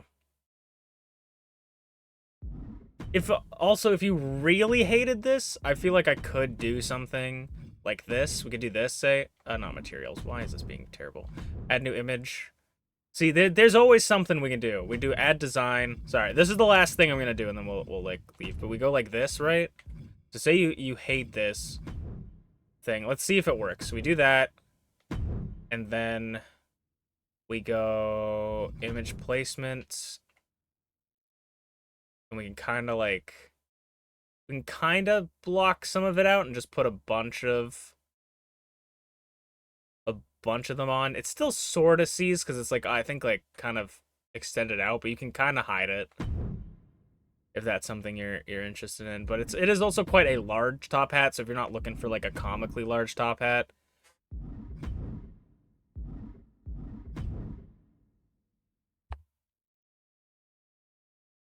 oh, can't be used during the fights.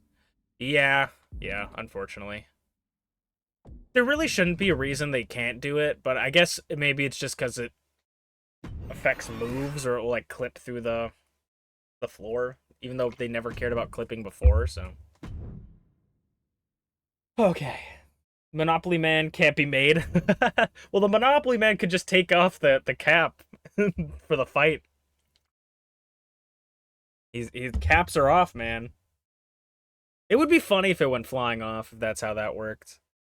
I think you can do it in, like, if you, like, attacked him during the entrance, it would go flying off.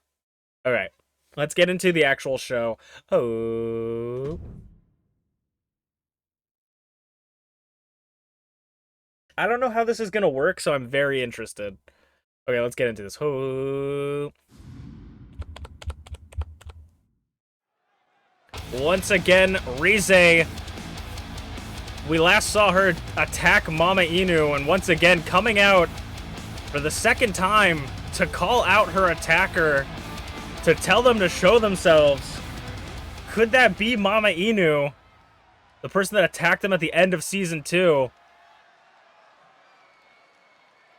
Rize is looking for them to make their way to the ring.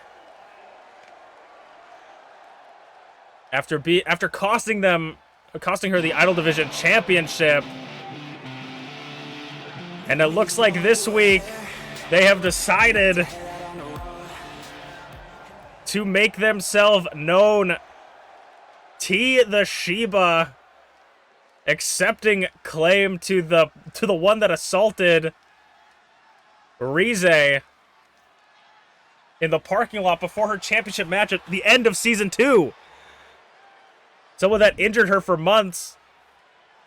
I'm not a... Okay. And it looks like T the Shiba has just challenged Rize. Sorry, this is a very poorly explained thing. It looks like T the Shiba just challenged Rize to a War Games match. This is a horrible segment. I'm sorry, guys. She challenged... I wish this was better for you. But it looks like T and Rize have agreed to have a War Games match at the next Premium Live event. Okay, we figured it out. Okay, we're gonna just keep moving.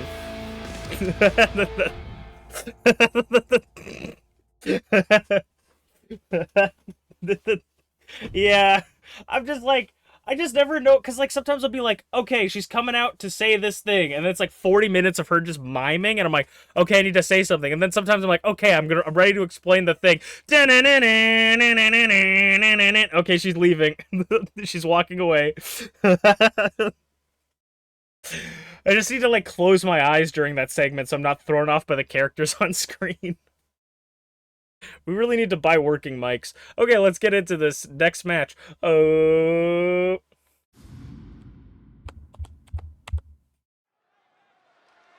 Rize has challenged and accepted the challenge to T the Shiba for a War Games match later this month. But right now, this is the Open Weight Championship match.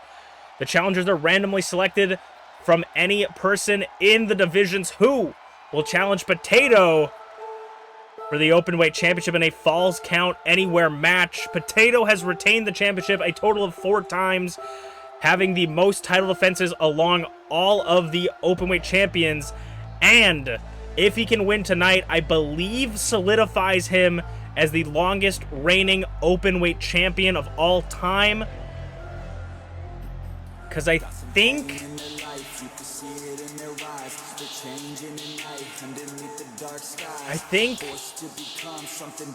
I don't know. I genuinely don't know. He might be the longest reigning. I really need to do my math better. But he's going to be facing a bear. I think he is the longest reigning. Because last time we said it was 75 days. That was a week ago. Which would make it... No, it would make it 82 days.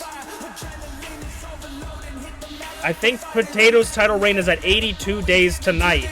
The longest reigning openweight champion of all time was Usaino, who held it for 84 days. So Potato has to defend the championship here. And he's going up against one of the coalition members known as a bear.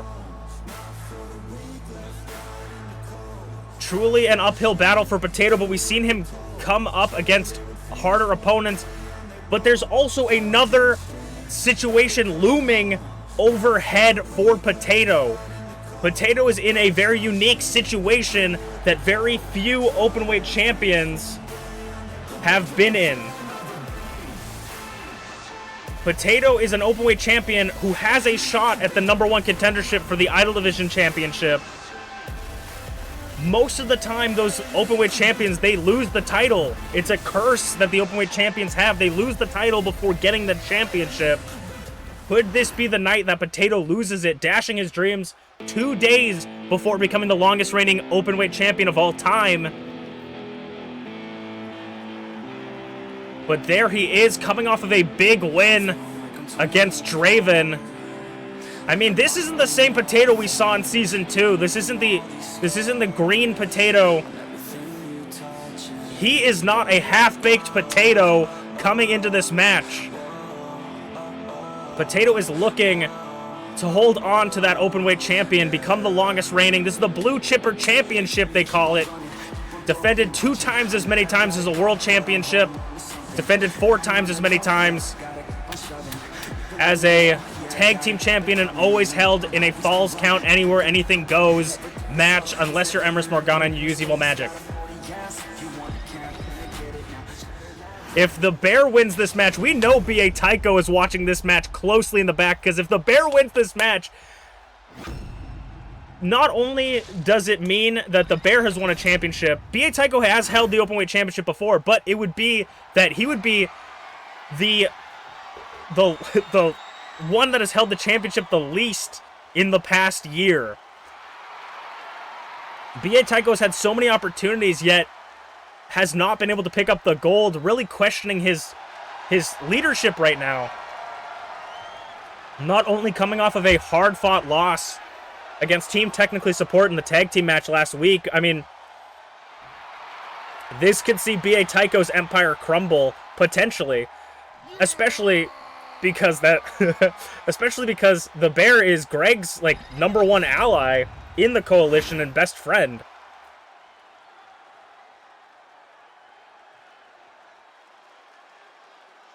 The Openweight Championship is on the line. Potato last defended it at All on the Line against Unchained Awesome in a phenomenal match, if I do say so myself, where it seemed like Potato was kind of on the back leg the whole match until right at the end, where he just picked up that momentum. The size advantage definitely goes to the Bear, but I don't know if the strength advantage is there. We'll have to see. Hip toss. But this might be Potato's hardest fought match, and I don't even know if this might be the Bear's first Openweight Championship match. I genuinely can't remember the last time a Bear has ever been in an Openweight Championship match. Sends Potato into the corner, gets the legs up. The champion wasting absolutely no time. And there might be our answer. He just tried to shoulder tackle through the Bear, and it was like nothing. It was like running into a brick wall. It's very rare we see someone like Potato be outpowered by an opponent. There's no rope breaks. Flips him over. Champion flips him over again. Oh no! Kick out at 1. That's so funny. The coalition love reversing the pinfalls. A Bear sending over. I mean, if the Bear wins this match and then Greg wins the #1 contendership, they might take leadership of the coalition. Who knows? B.A. Taiko's got a chip on his shoulder that just can't be brushed off. Combination of strikes as Potato power bombs a Bear onto the concrete. And again, not wasting any time. I mean, talk about the strength of Potato. This is exactly how this man has held the championship for so long. Sends a Bear into the ring post, the LED ring post. A Bear has never held a championship in MPW. This would be his first championship in MPW. The Bear debuted in the 30 participant battle royal and never really got anywhere from after that. The Bear stands up with a bear hug.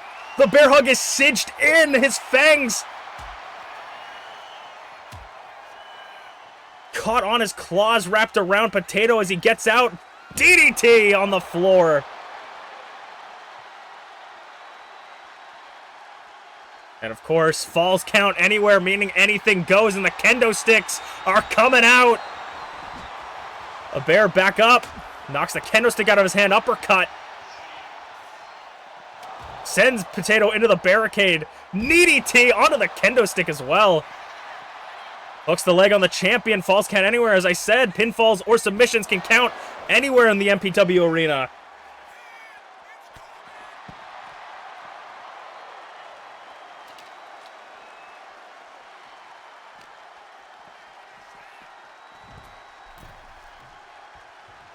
Potato going to up top. What is Potato looking for? Right by the French-Canadian commentator's table. Nearly leaping over the entire barricade. Referee so out of position. Nearly gets the 3 count. Still, though, if the referee wasn't out of position, that might have been the championship retained. But the Bear is showing weakness. Oh, my God. Lobs the Bear's head. Nearly twisting completely inside out.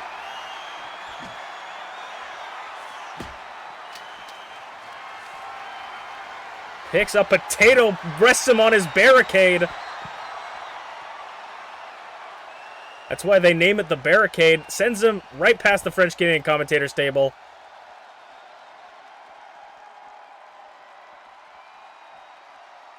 I mean, ooh, super kick as well. Jesus. I mean, the Bear is already showing signs of weakness. It could be grounds for potential loss here. Goes for the bear hug again. Potato has it scouted, flips him around. This might be it. No!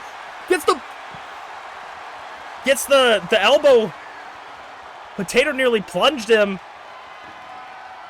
What is the Bear looking for? A sledgehammer, looking to bury the Potato in the ground. But doesn't he know that that's where potatoes thrive? Hits him around. German suplex into the barricade as well, right on the sponsorship logo. Potato looking to retain for the 5th time. Potato plunge! The champion to retain. 1, 2, 3, and Potato truly solidifying himself as the most dominant openweight champion in history. 5-time retention. Absolutely unbearable. But the only one who can bear it is B.A. Tycho in the back. And Potato going into the number 1 contender match as the openweight champion. Could come out double champion at our next Premium Live event, as we'll move on to the main event. Who will be joining Sleepy Angel Dragthulu via Kaka. Sorry, my brain is not working. And Tyranno Maximum in the Icon Division number 1 contenders match next. Yo, what's up, Marissa X Death? How you doing? Welcome on in. How you doing? Hope you're having a fantastic night. This is MPW, if you don't know anything about it. It's a wrestling show I do, where my friends have their characters and we simulate matches in universe mode. And I commentate. Don't really talk to chat during the matches, but I talk after. But welcome on in. I absolutely love seeing new faces, and I hope you stick around. The ref was slapping him. The ref was slapping the Bear on the way down. Maybe that was effective, who knows, but Rize, this is the one person that I don't know how to pronounce their name, so I'm just going off of how I think it is. So you can correct me while we do this, but let's get into the next match of the night. We have 4 more matches after this match, so I'll say at the end of this, like, see you guys next time, but we got 4 more matches after this, so let's get into it. Oh.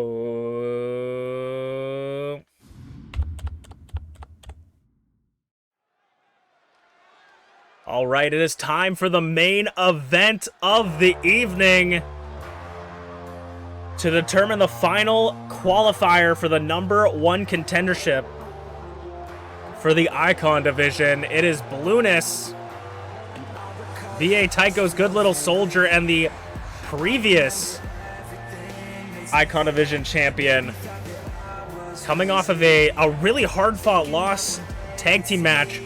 They put on a barn burner last week with Flare Zero and Glitchy. Team Technically Support did pick up the win against the Coalition. And Blueness is here to get that championship back from Flare. But to do it, she's got to qualify for the Icon Division Championship.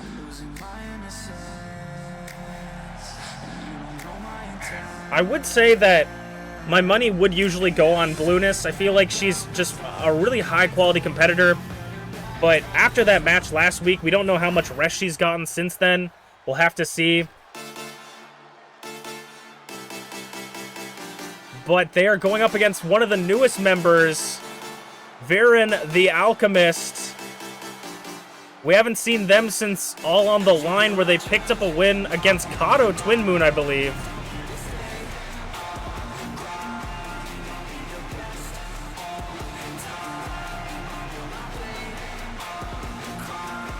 They picked up their first win against Kato Twin Moon, and now, much like a lot of the lucky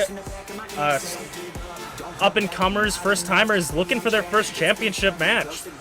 The bosses upstairs must have been impressed with their abilities, so We're gonna see what's in it for the Alchemist. We're gonna see what's in his bag of tricks coming into this match.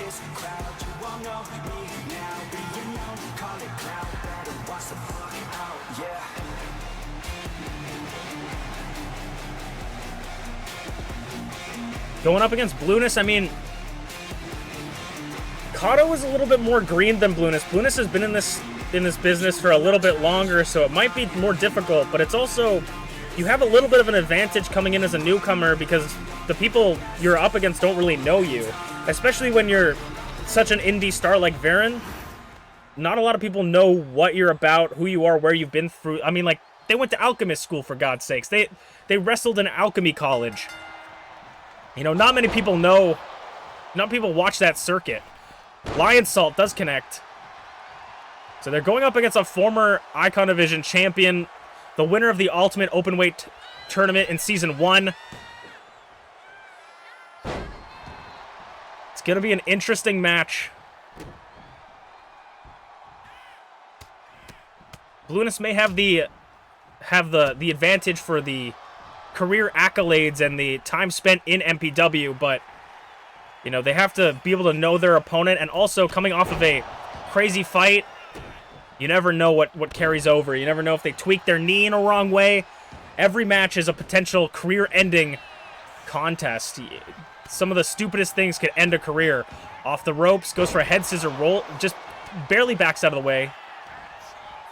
Does Blueness, and now Blueness disrespectfully slapping their younger opponent. And Blueness, I don't think, is taking this too seriously.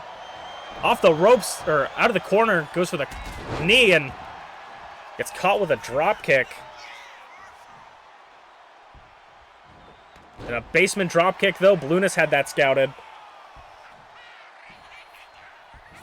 Big boot. I mean, for B.A. Taiko, we talked a little bit about him in the previous match. For B.A. Taiko, if Blueness were to win the championship back, of course that would be great for the Coalition, but it still shows his negligence as a leader, being unable to even get into the qualifier match. I'm pretty sure B.A. Taiko lost to Jin, if I remember correctly. Bumps into the ref.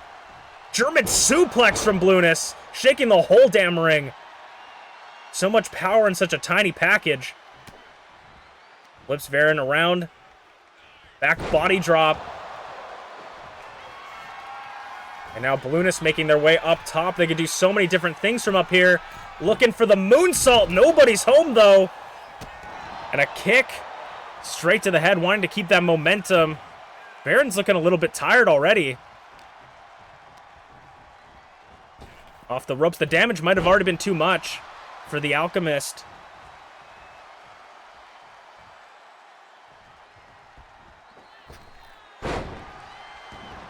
Goes for a springboard. I think it was going for like a bulldog, but wasn't quite in position. Targeting the legs of Blueness, I mean, I like that. Very scientific. Targeting the legs, making sure that the center of gravity is going to be affected. Oh my god. A strange mixture to Blueness, nearly taking her.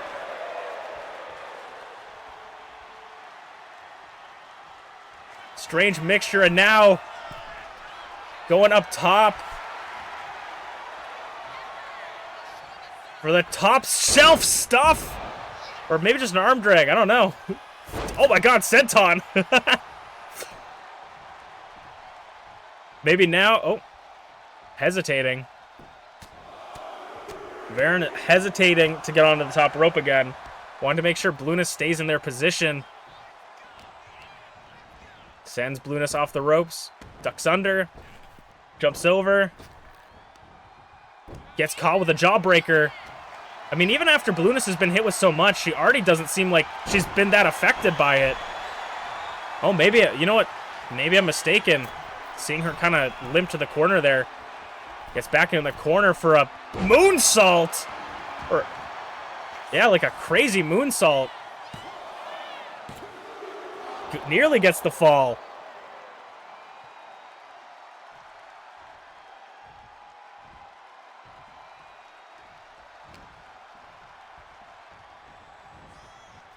Sends Varen into the corner.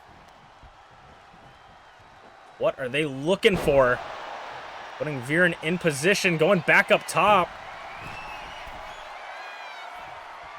Eyeing it. We see this every so often. Blue Moon by Blueness. Once in a blue moon we see that. Goes for the cover on the newcomer. 1, 2. Oh, near fall. I actually thought they had that. Blueness nearly taking it. Lion Salt doesn't connect this time. Viren not in position. And now these two are going to trade blue hands.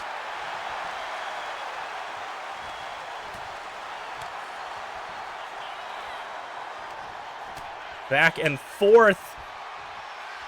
Discus forearm takes Viren down. And Blueness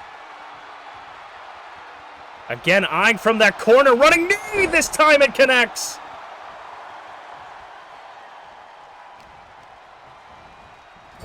Sends him back into that corner. Maybe looking to do similar things. Scoop slam. Positioning Viren. Kip up, though, this time. Tries to catch her. Doesn't. Off the ropes, knees. And I think she thinks that's just enough of a distraction to get Viren. Nope. Kick it at 2. Blueness thought she had that there. Maybe thought it caught him off guard, but no. Back in that corner. Make sure. Wants Viren in this position specifically.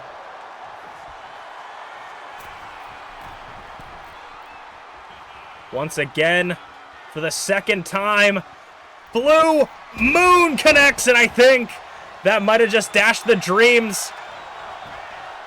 The childhood dreams of getting an Idol Division, or an Icon Division Championship. #1 contender, Blueness. Moving on. Don't feel bad, kid.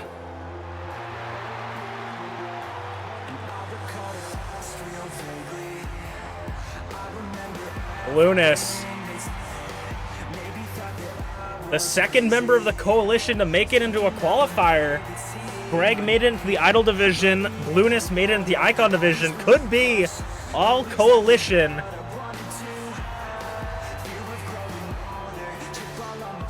And Blueness is feeling quite confident. I mean, Blueness could be a top prospect coming into next week, but we will see you guys then. I'm Masu Pro Wrestlington. This was Masu Pro Wrestling. We'll see you guys next week. Okay. We are not over. We got 4 more matches to go. I need to the third match of the night always is the one that I never have like fully prepared. So I need to figure that out. I do have an idea for a match though, because we always have like we build up to the what is it called, the to the qualifiers or like the #1 contenders matches, and we don't really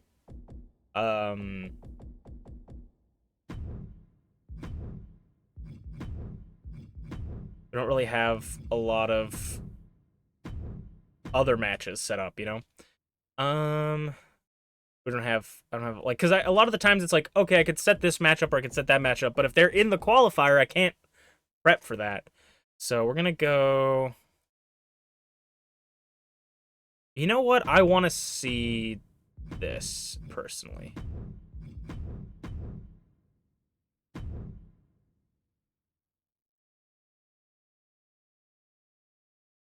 And then I need to double check that is right. And then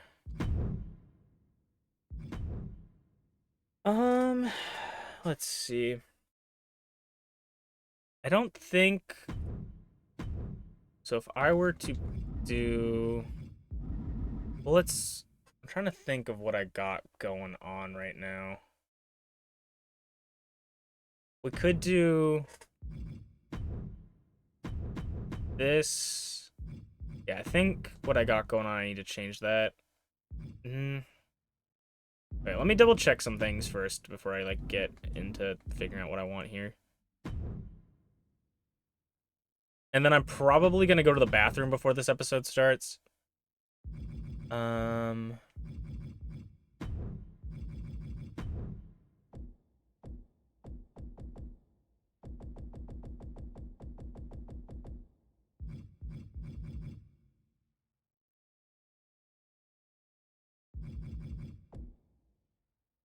Okay, hopefully that's fine and does what I need it to do. Okay. No, it immediately changed everything, which is excellent. Did it change? Sometimes it changes it. Yeah. Okay. Can I do... If I do this... Yeah. Cool. I literally just went out to check something and I didn't check it. I think I'm not gonna worry about this. I think I'm just gonna do... Let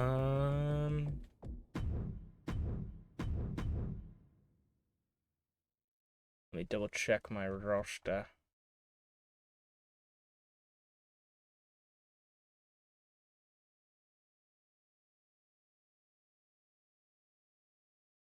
Maybe we go...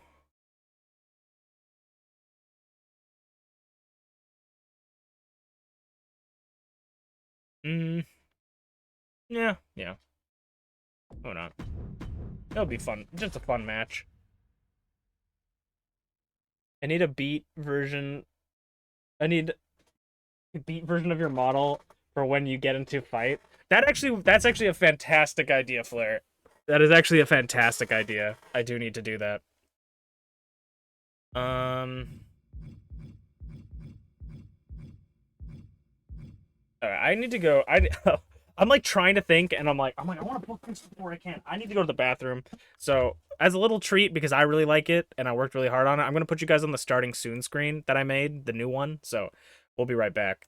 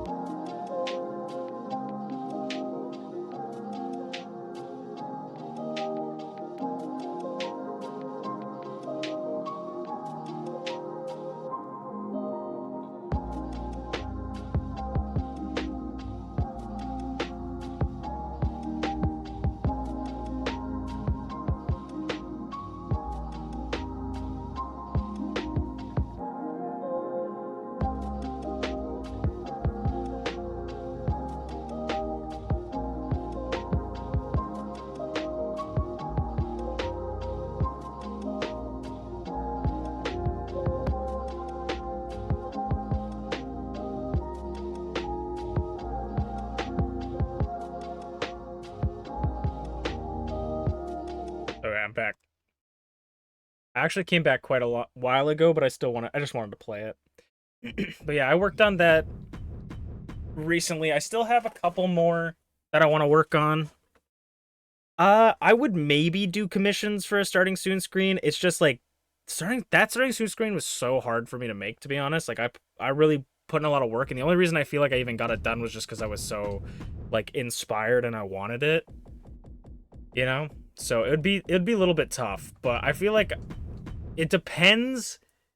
Like, if you needed it really soon, then probably not. But if it's something like, here's my idea, can you work on it? Maybe. Because I also am doing I have so many other projects I want to work on. That, like, commissions, I would love to do commissions because I love money. But it would be really tough. But maybe. It looks beautiful like me. Thank you, Glitchy. I really appreciate that. I really worked hard on it, and I'm really proud of it. It's probably, like, one of the best things I made. And I just felt like... First of all, my old starting soon screen actually was bad because it would the background of it would fade to black because the way I saved the video, there was like a frame or like 2 seconds of just black screen with my guy on the screen. And then yeah, I just wanted to add more stuff to it. So okay.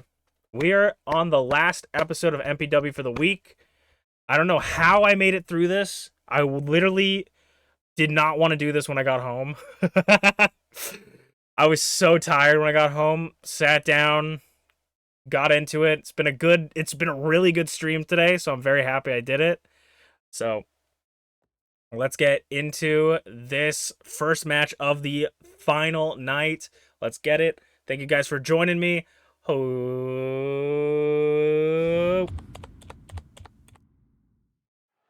Hello, everybody, and welcome back to Masu Pro Wrestling. I'm your host and sole commentator, Masu Pro Wrestlington.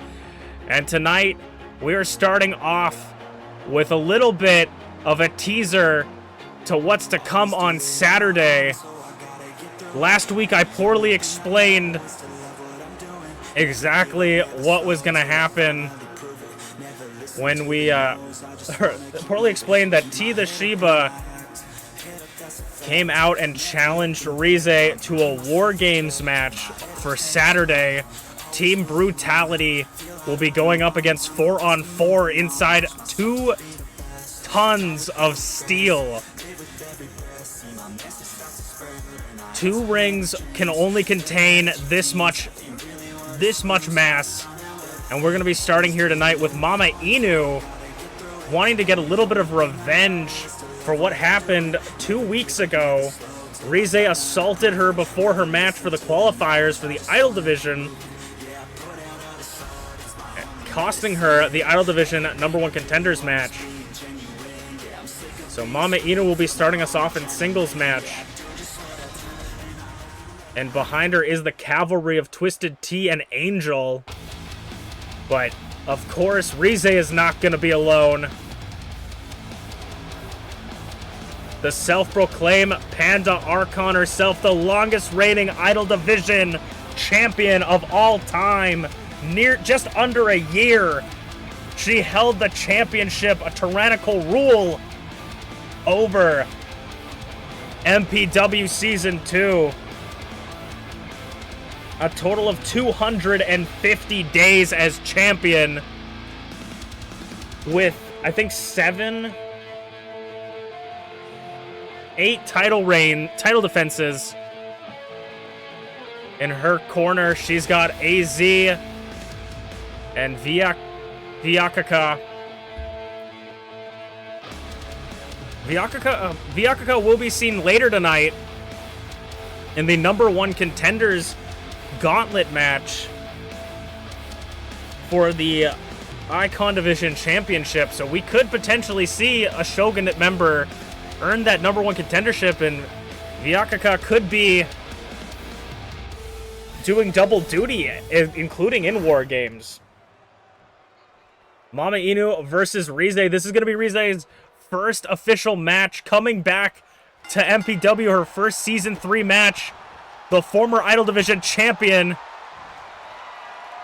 going up against Mama Inu.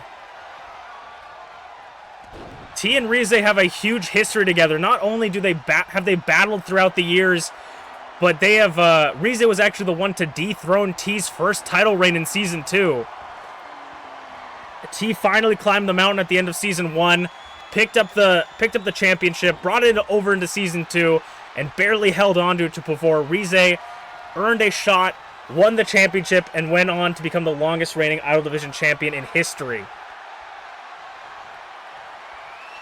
Rize has more days holding the championship than some people have combined.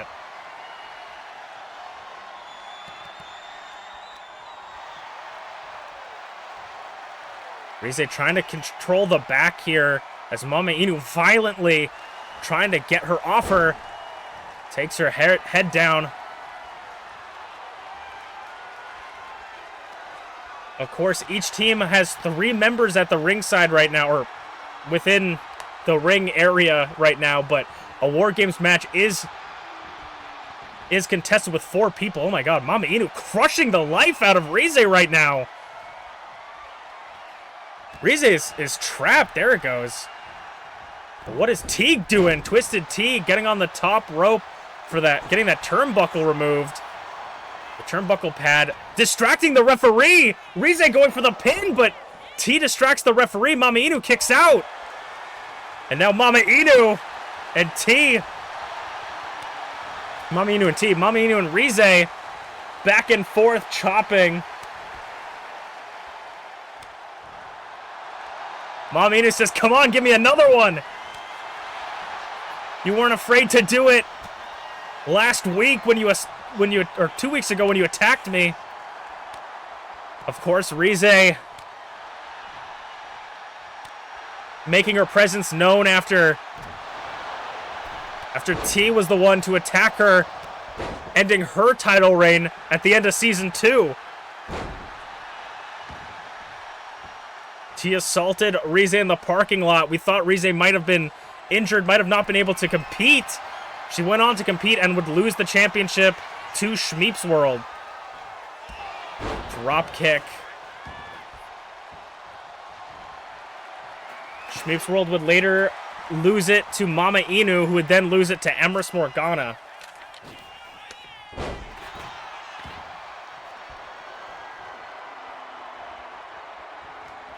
Mama Inu goes for the kick. T's brought in a chair, it seems.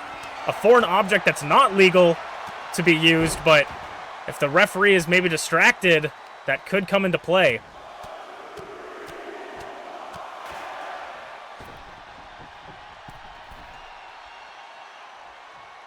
Mama Inu rolled into the Panda's den and went back into the ring.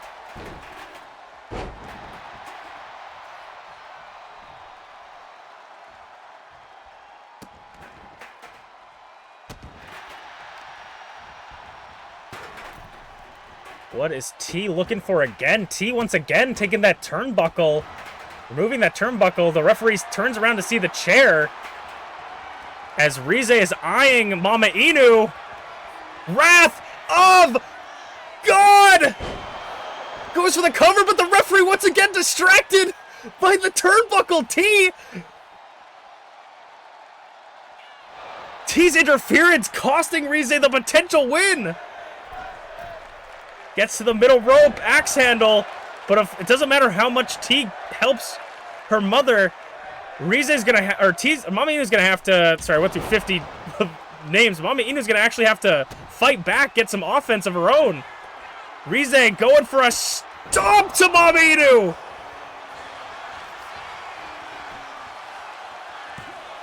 Head first onto the pedestal of the self-proclaimed Panda Archon herself. Like I talked about a couple weeks ago, T's interference seems to affect Mama Inu, or doesn't actually help Mama Inu. It doesn't seem that it's been all that effective. But the self-proclaimed Panda Archon herself, the Shogunate, are back with a big win. Mama Inu had no chance, and will that be what happens when T and Rize inevitably meet at War Games this Saturday? We're going to move on to our next singles contest of the night.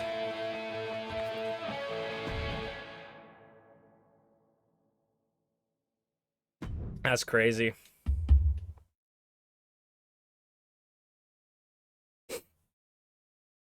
That's crazy. Dude, I swear, Mama Inu can't get a dub when T interferes. Every time I've had T interfere in a match, she has lost that match. Every single time. It's so funny. It's so weird that it's just luck. Like, it just happenstance.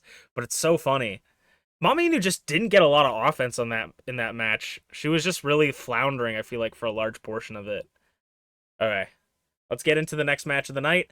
Oh, but also it does show how good Rize is kind of what that match really showed us, is how good Rize is. Let's get into this. Oh.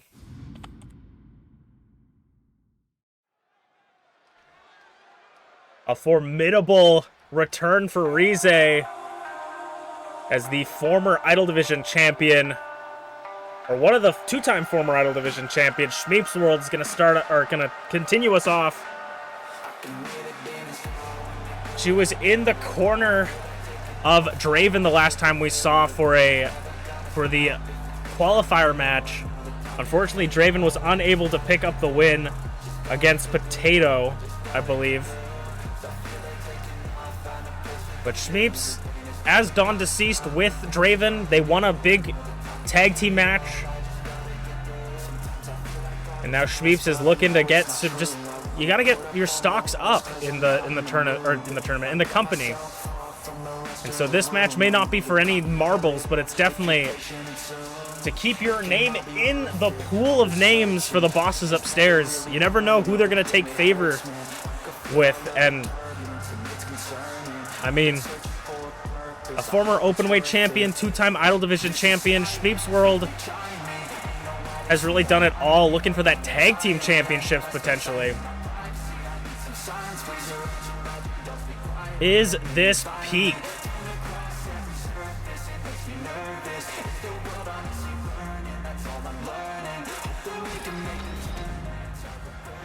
And Schmeeps is going to go up one-on-one against the leader of the Coalition of Humans Against Treachery, the chat.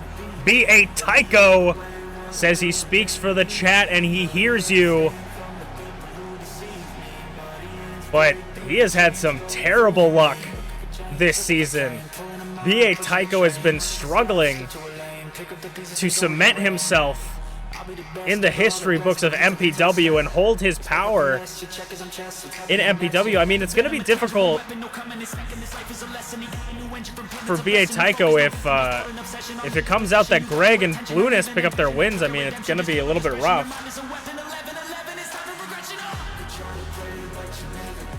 This is a classic bout of power versus speed. And this is really a match for both of them to continue having their names in the conversation.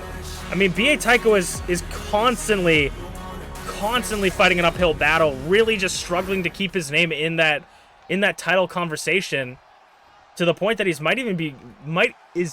may be even being written off by the boss upstairs. B.A. Tycho lost a tag team match against Flair and Glitchy a couple weeks ago. So even in the tag team division, he's not doing so well. He's not faring.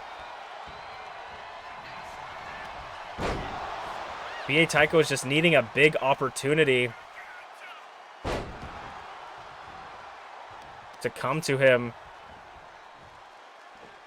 Fisherman Brainbuster hooks the leg on Schmeep's World. Referee making sure the shoulders are down. Kick out at 1. Of course, later tonight, we will see Blueness and Greg both in their respective gauntlets to determine the #1 contender for both the respective Icon and Idol Division championships.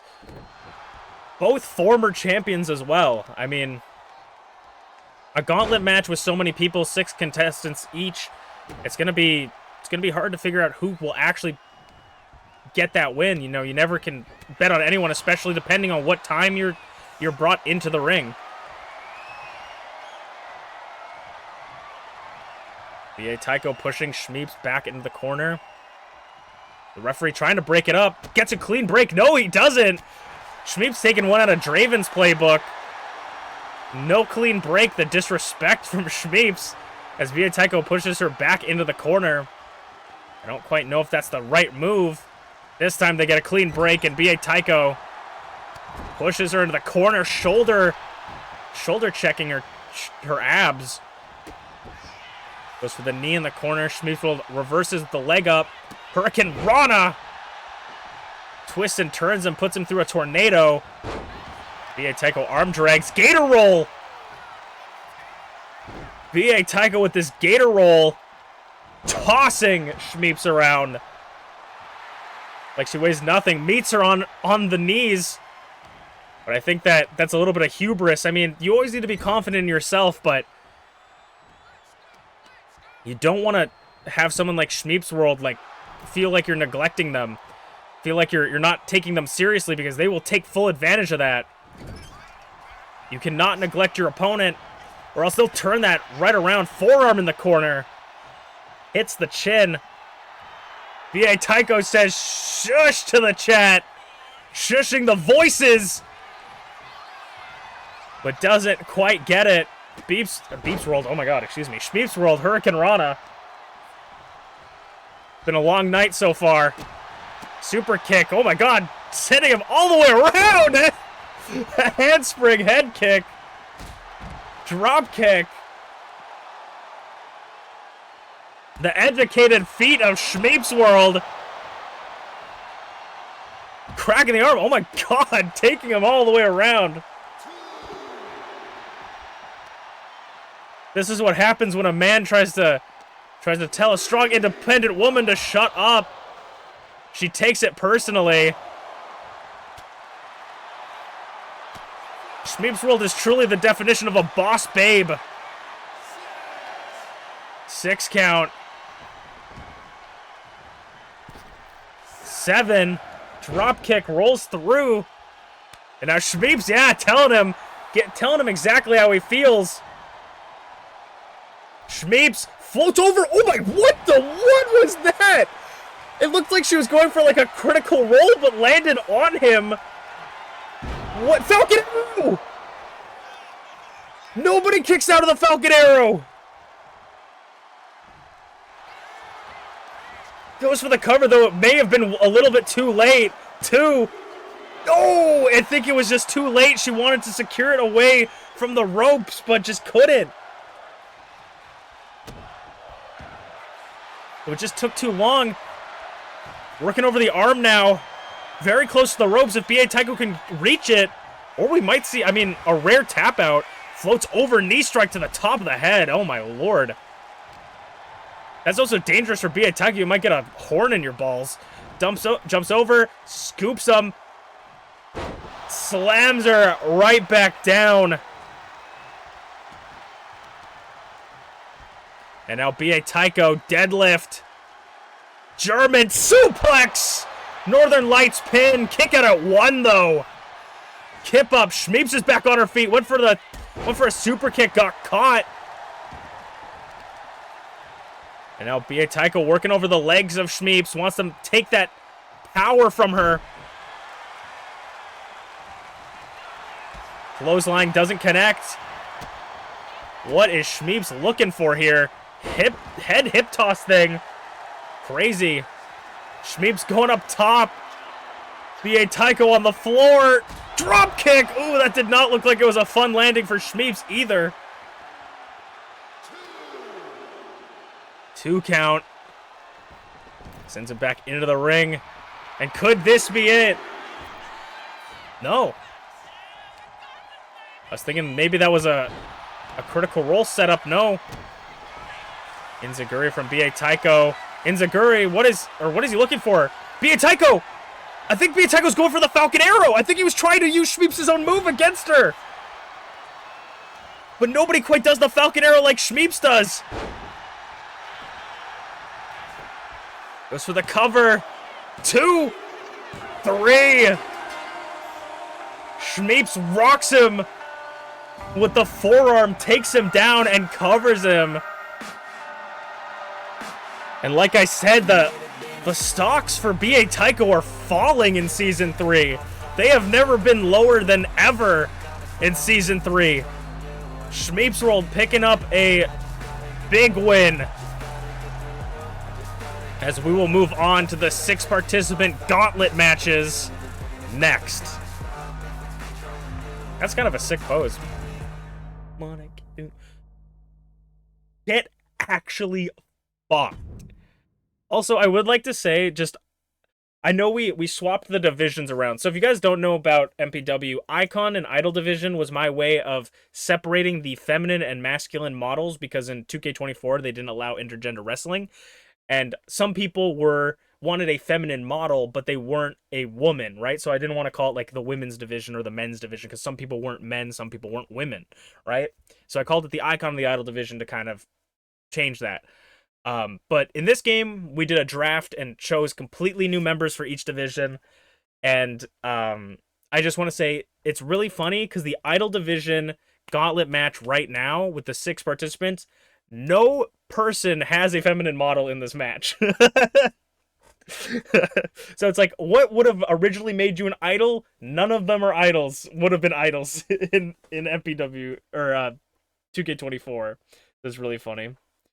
I will say I've enjoyed the career mode in this game. I do want to play the career mode at some point because I want to do Unchained in MPW's father. That's what I want to do. I want to do like, that's what the character I'm going to build.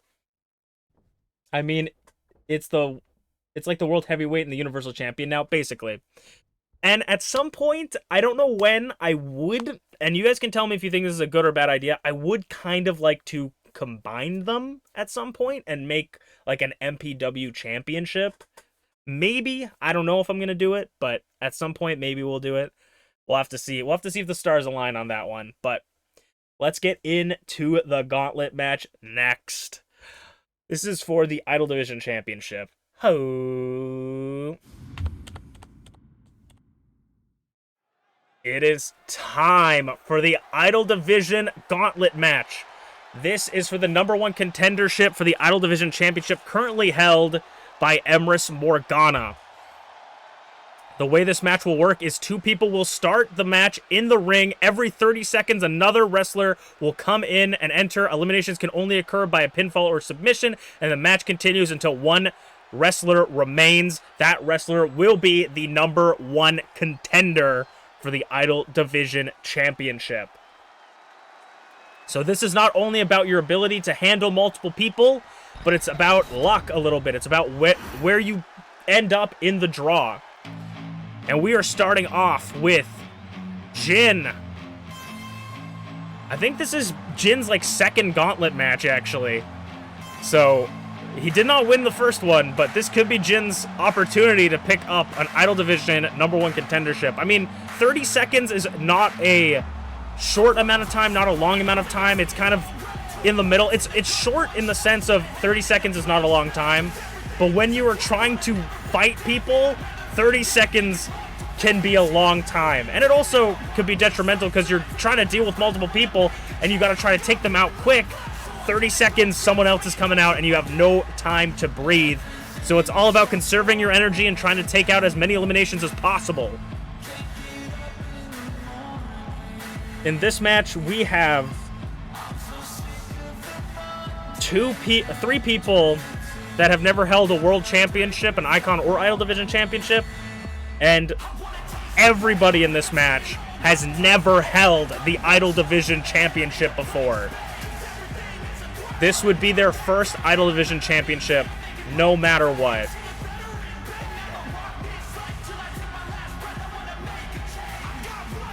This is a career-defining match for some people.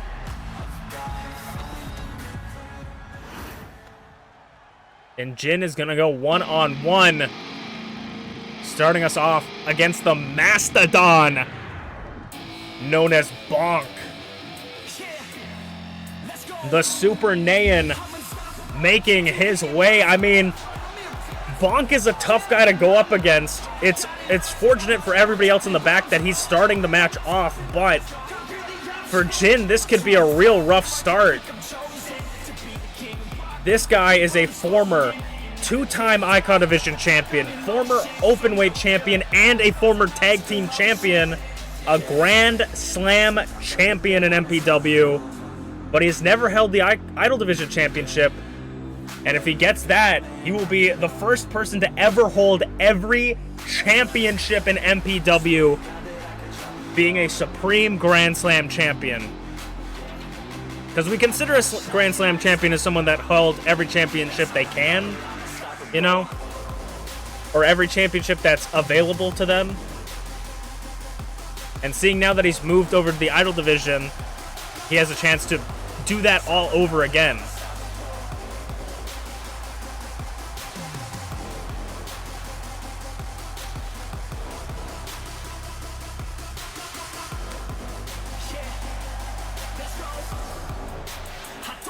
Truly, this is anybody's ball game.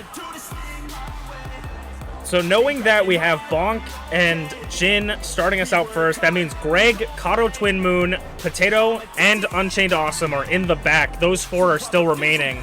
So depending on where someone ends up, the sixth person could have a huge advantage. Like, I could almost guarantee that someone like Bonk would win the match if he started at number 6. Bonk starting out early makes it a little bit of a toss-up for me of if Bonk can make it that far. It's about knowing if you can conserve your energy and taking eliminations when you can get them. Looking for your moments to strike and maybe even forming some alliances along the way for temporary. Of course, you can't have an alliance all the way to the end. There can only be one. So, it's kind of... you gotta pick and choose your spots in this match. That's what makes this kind of gauntlet match so interesting.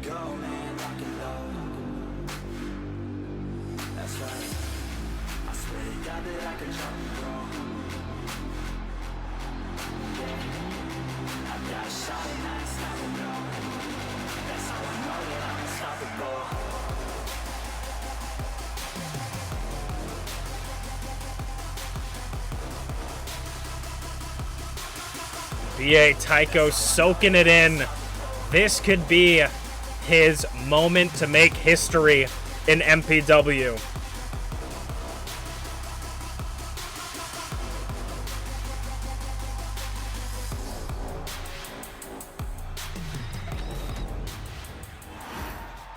Jin versus Bonk to start us off. 30 seconds on the clock. 30 minutes would be crazy. 30 seconds on the clock to determine who goes out. And like I said, you try to get those eliminations early. Bonk's testing the water. Goes for a cover, kick out at 1. Way too early to call it. Goes for a bear hug now. Trying to wear down Jin already.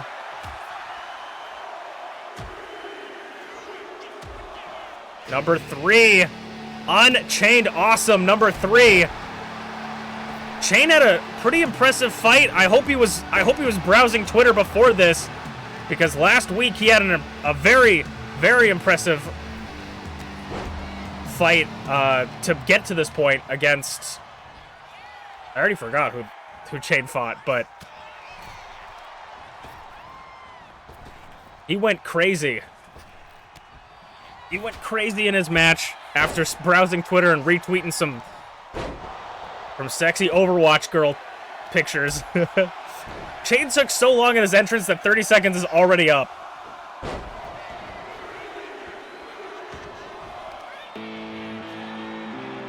The ring is gonna be getting filled as Jin is gonna go meet Potato on the ramp with the steel chair. The openweight champion could be the second person in history to hold 2 championships at the same time. Of course, you must pin your opponent in the ring, so you can't get an elimination outside the ring, but it is no disqualification, no countouts.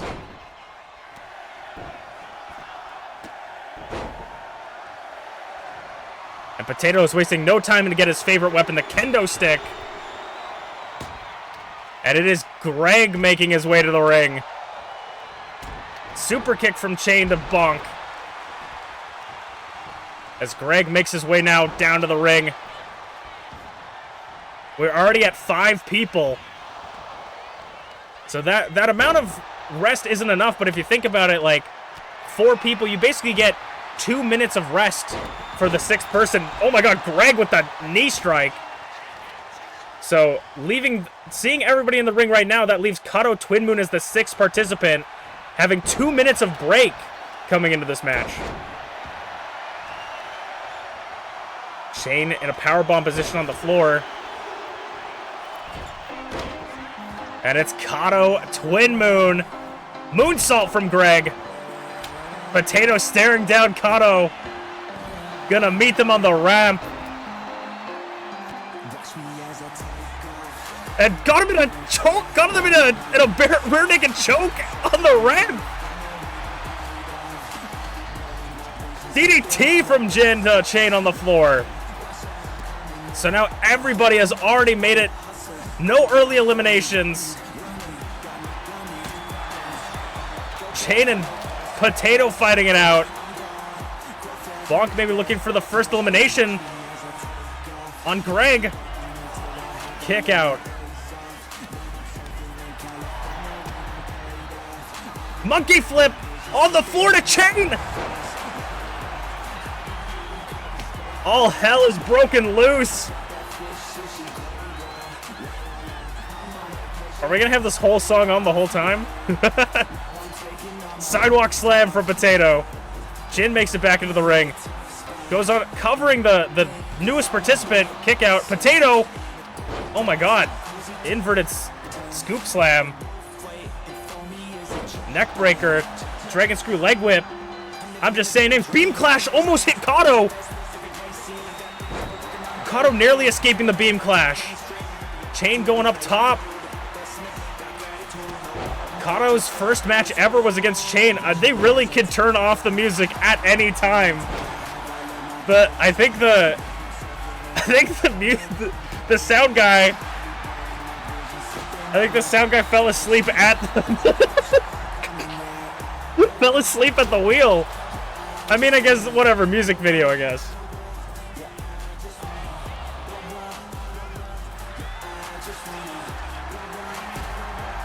The sound guy really just wants to take off. Potato's got Bonk in a power bomb. Bring him into the corner, maybe. Reverse buckle bomb. Busting the Super Nan wide open. Potato! German suplex to Greg! 2! No! Nearly get the first elimination. Chain's got a sledgehammer. Knocked out of the hands. Cross body from Bonk doesn't quite connect. Potato has got Jin up for the Potato plunge. Jin might be the first eliminated. 1, 2, 3. No, he's not. Backbreaker. God, I hope the Idol division has a really good song.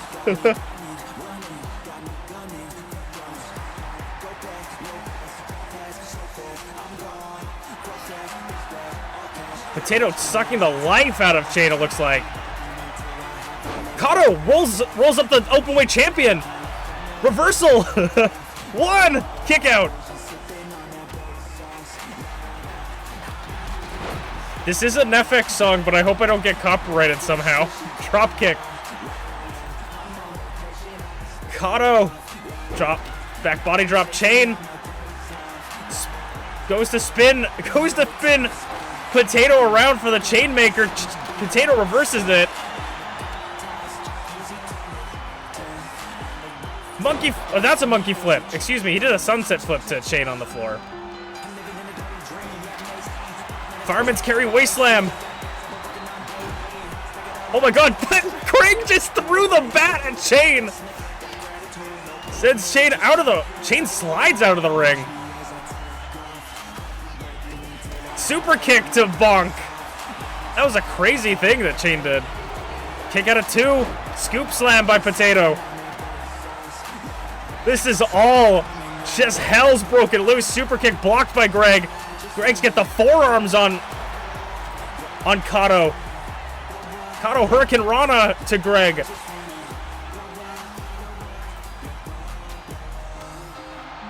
It's played multiple times.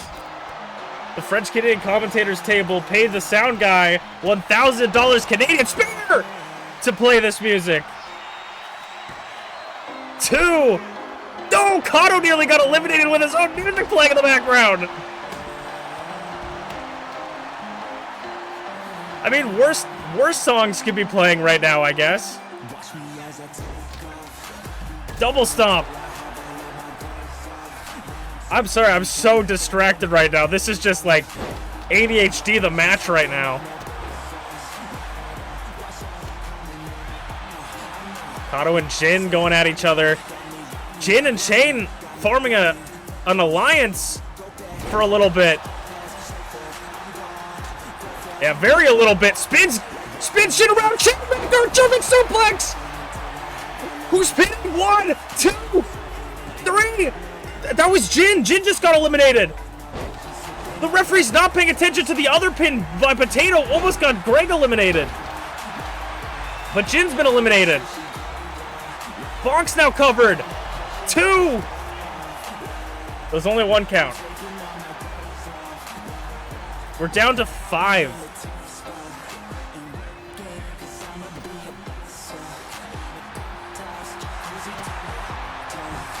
Greg off the ropes, forearm.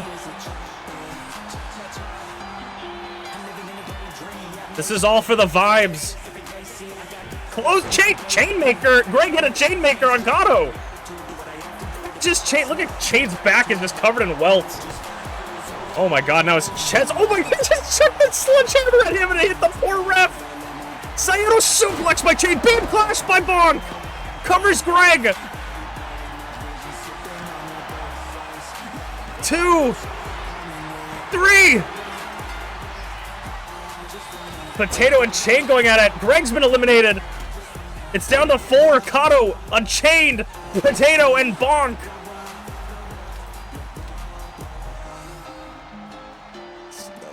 Power slam. Hooks Kato's leg. 1. Kick out at 1.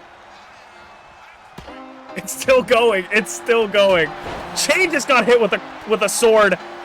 Potato punched the ball. Chain's back up. Spins Kato around. Chainmaker. 2. No, Bonk kicks out at 2. Chain goes for the cover on Kato. 1, 2, 3. And Kato's music will still be playing even after Kato being eliminated. It's down to Potato, Bonk, and Chain.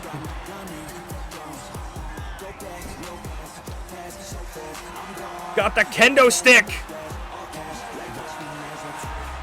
Potato takes him down. And now Potato going up top. It's been some quick eliminations. What is Bonk looking for? Bonk's eyeing up the openweight champion. Beam clash. Chain just tanked the beam clash. German suplex into the corner, head first on the turnbuckle. Chain is dazed, but Bonk's covering the openweight champion. Kick out at 1 from Potato. Chain, crucifix pin. Could he eliminate Bonk here? Oh, he almost did.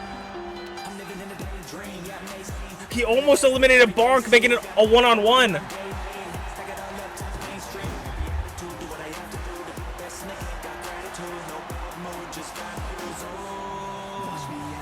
Picked up the steel steps, but fought against it. Kick to the tailbone. Catches Potato, sends him into the corner. Chain once again grabbing that dented kendo stick and drives it into Potato. Bonk's back up. Shoulder tackle.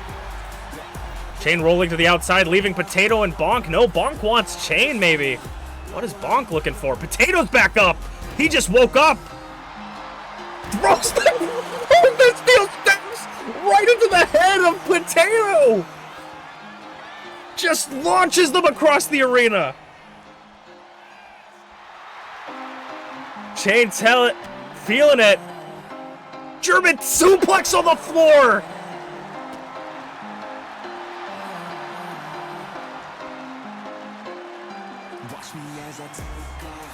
And now, Bonk. DDT. Oh my god, Chain's front and back are just covered in welts. Flips him around again, maybe going for another German. Chain does not want to feel that. Gets caught again, though. Sends across. Potato gets behind him, sending Chain into the ring.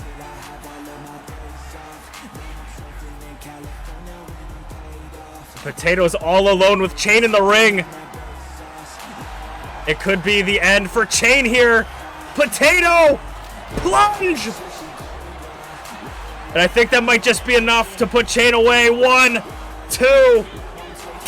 2! Chain's still alive! Elbow drop from Bonk! But he's eyeing an already injured Chain like a wounded deer.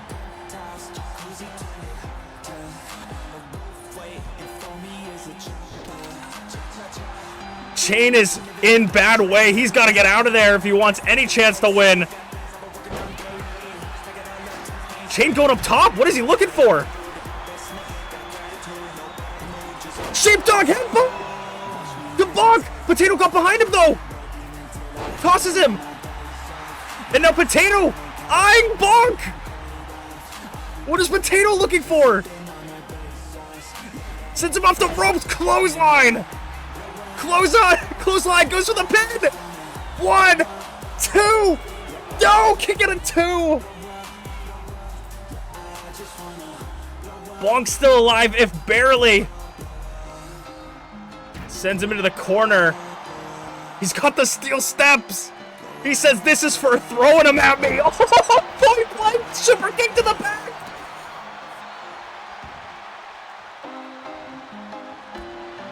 Chain now lighting him up with chops and punches. Cravat suplex. Bonk back up. He went for a beam clash, but Chain canceled it. Caught him with the right hand. Strikes, lighting up Bonk. And now Potato's back in. Caves in his chest. Potato standing tall, Chain on his feet. Going for something, but Bonk stops him. Shoulder tackle. He's got Chain in his hands now. Chain, dude, this is so crazy. Nobody wants to say die here. Floats under. Chain is fighting on pure instinct right now. Beam clash blocked again. Chain is living on borrowed time. Chain is living on borrowed time. Oh my god. I think it's over for Chain. 1, 2. What is it? Those pictures must be really good. The shit he's reading on Twitter must be fucking great. Potato sends Bonk. Oh my god, point blank crushing him. Chain gets up behind. Doesn't decide to attack yet. Chain's watching his spot. He's got the sledgehammer. Oh, clothesline.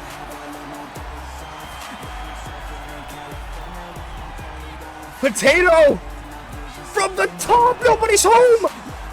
Drop kick. These three want it so bad. Roll up. Oh my god, roll up. He's gonna take it from Chain. 1, 2, 3. Just stole it from Chain. Chain just got rolled up. Oh my god, he's bleeding in the back. Clothesline for Potato. Bonk versus Potato, 2 mastodons. Chain. I mean, I gotta give my props to Chain. I don't like the guy, but I'm gonna pat him on the back when he gets into backstage.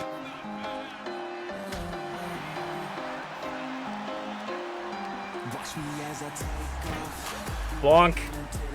Who is gonna take this man? Neither of these two. Beam clash! Gets out of the way! Oh my god, he's going for the potato punch, but he catches beam clash again! Beam clash! Bonk for the Idol Division #1 contendership! 1, 2! No! Kick out at 2! I need to remind you that Bonk started this match at #2. Beam clash again! Goes for the cover! 1, 2, 3! Bonk goes all the way! Holy moly! Truly unstoppable is Bonk.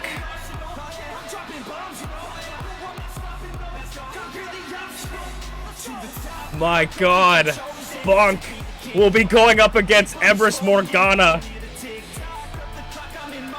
on Saturday. I mean, Empress Morgana, look out, because Bonk is coming for that gold championship as we will move on to the Idol Division #1 contendership, or the Icon Division #1 contendership next. Dude, Chain was close, man. Chain was so close. When he kicked out of, like, it was like the second to last kick out, like right before he lost that kick out there, I was like, how is he kicking out of this? And he kept canceling the beam clash from Bonk, that I'm like, he just needs to hit his finisher on Bonk. He needs to punch him and then hit his finisher on Bonk, and Bonk is over. I need to get water. I can't do this next match without water. So I'm gonna be right back super quick.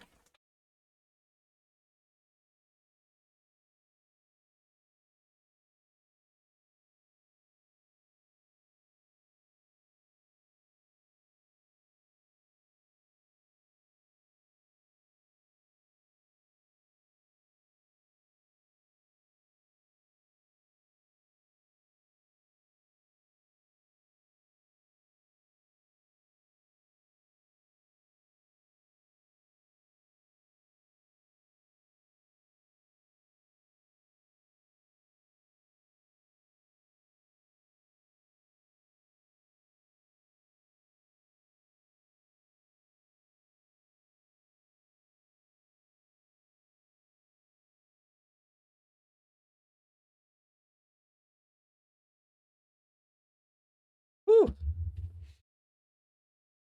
Alright. Oh, thank you guys for hanging out with me for so long. This is the last match of the night. Let's hope it is. Let's hope it's as good. I can't imagine it's not gonna be, but let's hope that it's good. Holy!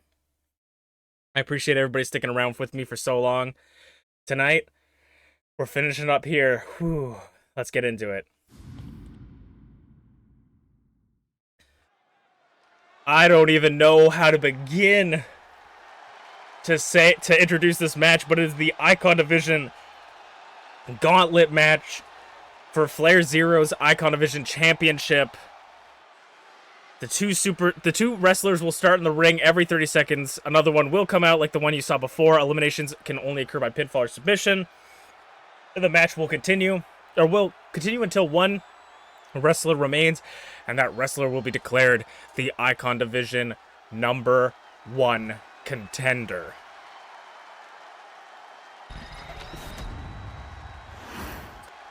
How will this match go? Sleepy Pengu making his way to the ring. Sleepy Pengu has had a rough season too. This is his first opportunity at a championship. A former two-time Icon Division champion looking to get his championship back.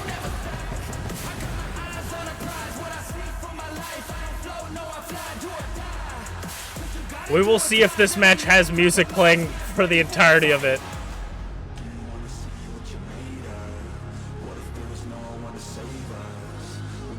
Sleepy's gonna start us off, but we saw Bonk start at the #2 position. Is #2 the lucky position tonight? We will have to see.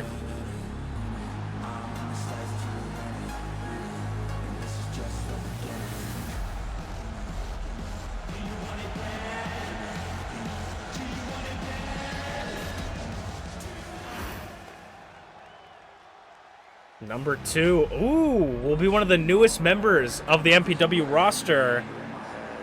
Via Kaka. I don't know. Sorry, I need to have a rhythm on the name, you know. Via Kaka. One of the only members of the Shogunate to make it.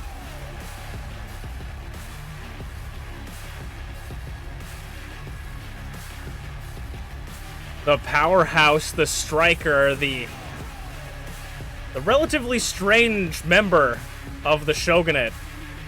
I mean, Sleepy has no idea what they're getting into coming up against this competitor. But we did see them get a massive win to earn their spot here against Beep's World, of anybody. I mean, that is a that is a gatekeeper match if I were to say anything. They had a huge comeback. The Vampire Red Panda. Seeing all red. Via caca. Like a bird, but not.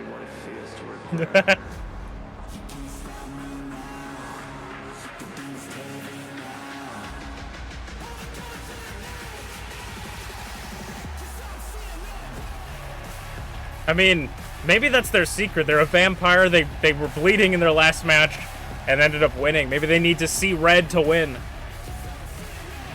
We'll have to see. This is going to be an interesting starting matchup for sure between Sleepy.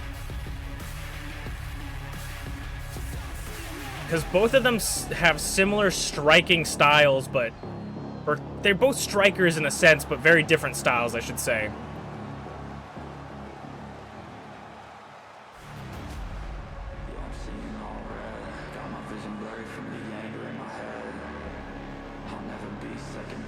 And then, following what I said last round, we know through deduction that these two are here. So in the back, we got Angel, Dragthulu, Tyranno Maximum, and Blueness waiting for the back. So Blueness could be a very dangerous opponent depending on how late she falls into the match. But of course, every 30 seconds, a new competitor will be entering the match. Moonsault doesn't connect.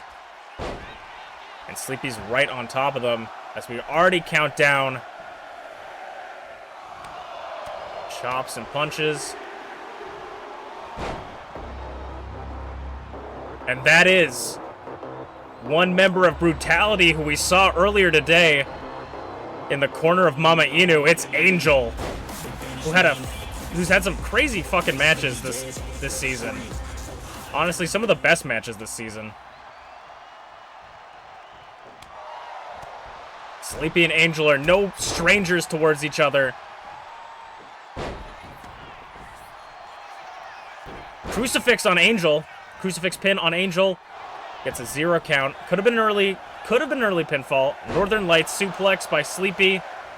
Angel is probably the biggest wild card in this match because he's willing to do whatever it takes to just inflict as much damage on his opponent as possible. And Dragthulu, I mean, the demon following the Angel. Dragthulu makes it down to the ring.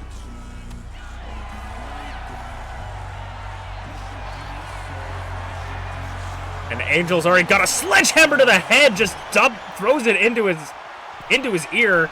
Sleepy getting on the top rope. Via kicking him off. And already Angel. Oh, I thought the fall from grace would have been happening. Belly to belly suplex by Sleepy. And the only member of this match that won a loser's bracket to be here, Tyranno Maximum.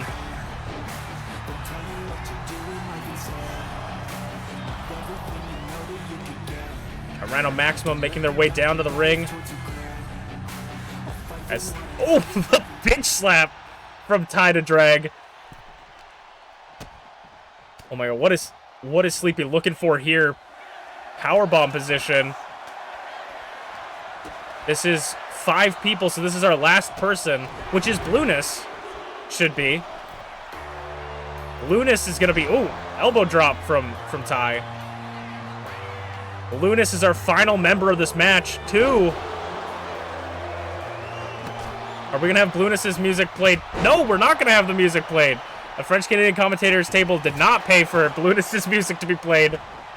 Which, I love Blueness's theme song, don't get me wrong, but god damn did I not want to hear it for like another 15 minutes. Hand of God! Hand of God to Blueness, already out the gate.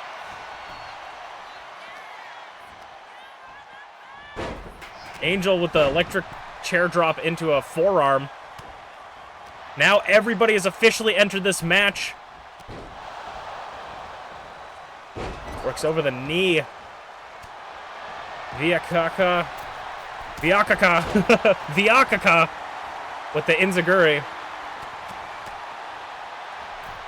And a tornado DT taking out Sleepy as well. That's what I'm saying. Angel just knows how to inflict as much punishment as possible on everybody. He's just a bull in a china shop. Sleepy trying to go for something there. Oh, what is Angel looking for? Angel had something in his pants. Fist of Fate. Didn't quite connect on Sleepy, but Greg Thulu getting covered. Near fall from Grace. Brutality, of course, the Brutality member going after the Shogunate member.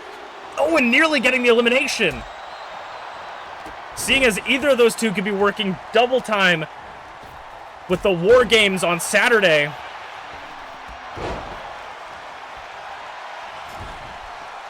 We could see someone holding a double shift. Seems like the commentators have been dealt with and reprimanded for the use of Canadian currency. I mean, 1,000 Canadian dollars is basically like $1 million cents USD, so it wasn't too much money, at least. But definitely putting money into the product that you're not supposed to, it's kind of illegal. It's like illegal betting, but not. Angel had the bat, but it got knocked out of his hands as he got caught off guard with Dreg rolled back into the ring. Angel slowly working over Dreg Thulu. Out of everybody in this match, Sleepy, Angel, Dreg, and Blueness have all held the Icon Division Championship one time or another.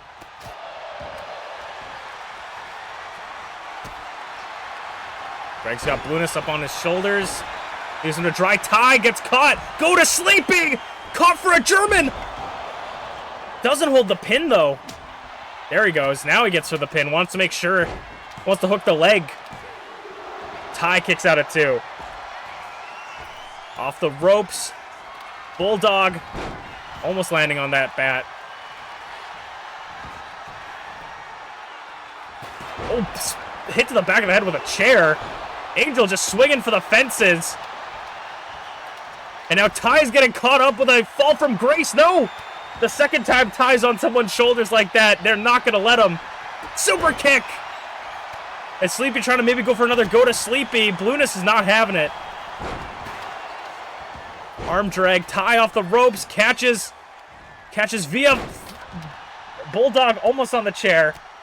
German, nope. Takes him down. Hurricane Rana to Angel. Everybody's in the ring, and Dragon's going to try and steal the elimination. Roll up. Kick out at 0. Vyakaka hitting everything. Blueness is trying to get away. Bicycle, big boot from Angel. Tyranno goes to the cover. 1, 2.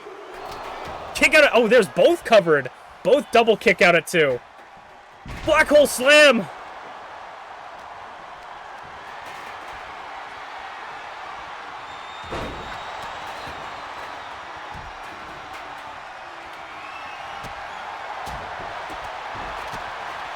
DDT. I was captivated by what Drag was doing. Back body drop. No eliminations yet. Anybody could be the first elimination. Bounces Ty over the knee. Vyakaka loves hitting them with the knee. Like I said, ripcord knee. Must have studied in the same school as T, potentially, or maybe rival schools. You never know. You never know what I could make up. Big boot. Blueness rolling him up via 1, 2, 3. Gets the first elimination. The Shogunate have been eliminated.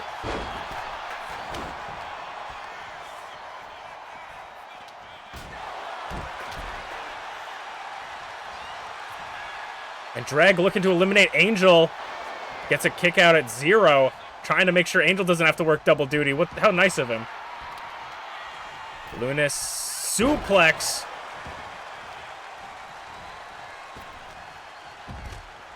We're down to 5 competitors. Kendo stick in Blueness's hand, whacks it onto Drag, turns around to hit Tai, and just tosses it at Tai. Tilt-a-roll neckbreaker. Deadlift.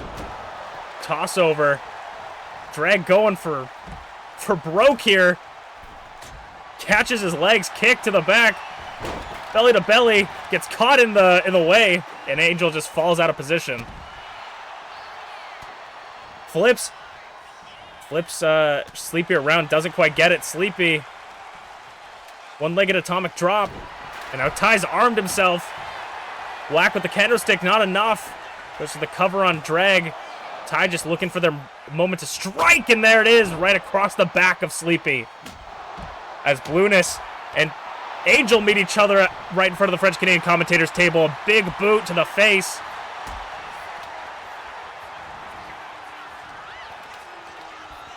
Sleepy sends Ty off the ropes. Tilt-a-roll neckbreaker again. And you don't see penguins fly often, but when you do, it's devastating. Never mind. Drag gets behind. Can't get anything. Sleepy. Go to Sleepy. To Drag. Hooks the leg for the elimination. 2. Nearly broken it up by Blueness. Kick out of 2. Knocks the sledgehammer. So many toys around the ring. Split-legged moonsault. Nobody was really home. One-legged dropkick missed. Head scissors are missed. Everybody's just throwing everything out. Fist of fate. Clothesline. The ref is getting pushed out of the ring. 1 count. Running knee. Angel wants to put Sleepy out. Fall from grace to Sleepy. Hooks the leg. Referee turns around. 1, 2. Oh, kick out of 2 again. Drag's now in the ring. Kicks and punches. Running powerbomb into the splinters. Rolls up again. Drag's going for another roll-up. 1, 2. Oh, nearly eliminating Ty. The Coalition brutality meeting on the outside. Skull end. Skull end in sight on Ty. Will we see a tap? I think Ty did tap. Ty has been eliminated. It is down to Angel, Sleepy, Blueness, and Drag.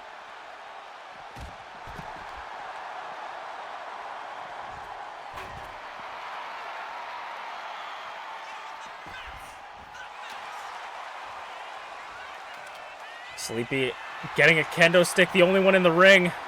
Gonna meet Angel. Swing and a miss. Angel gets the combination. Scoop slam. Oh, elevated scoop slam. And now he's got the other kendo stick. Whacking it across Sleepy's face. Decides to share the punishment with Blueness. Rolls Blueness over. 1. Kick out of 1 for Blueness. Way too fresh. Was the last person to enter the match. Elbow drop from Drag right in front of the French-Canadian commentators table. Nobody's home for that big boy senton, though. Over the shoulder boulder holder from Angel.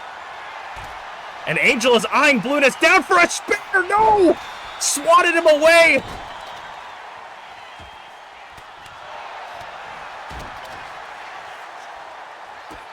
Swatted Angel away. And now Sleepy's got Drag in a Sleepy hold. But they can't win on the outside. Spear this time, it connects on the sledgehammer. Angel to put Blueness away. 1, 2, 3, does it. And Sleepy takes this opportunity, or tries to at least, sends him off the ropes. Fist of fate.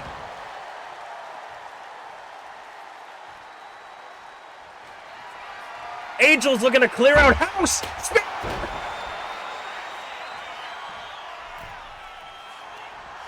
It might be left to Angel and Drag Thulu after this one. 3, and it is. Angel wants double duty. Back body drop. Or back elbow. Angel might get double duty. Breaks the kendo stick. Is that enough to put Drag Thulu away? 1.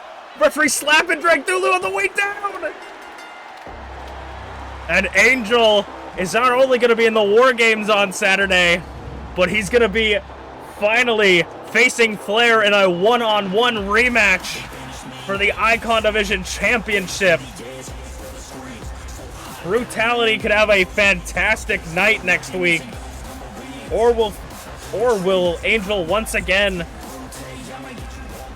have himself spread too thin? But Angel, the #1 contender. Thank you guys so much for watching. We'll see you guys on Saturday. I'm Masu Pro Wrestlington. This is Masu Pro Wrestling. See you next time. God damn. I honestly didn't know. I don't know if I really had anyone that I wanted to win. In a perfect world, Angel wouldn't be doing double duty. But, I mean, he doesn't have to be in the War Games, but I want him to be in the War Games. In a perfect world, he doesn't have to be double duty, but, Emerus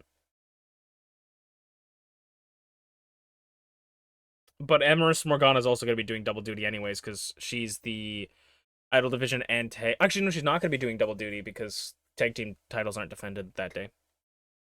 But yeah, that was a crazy match. Definitely the Idol Division match was fucking BANANAS. You know what I'm saying?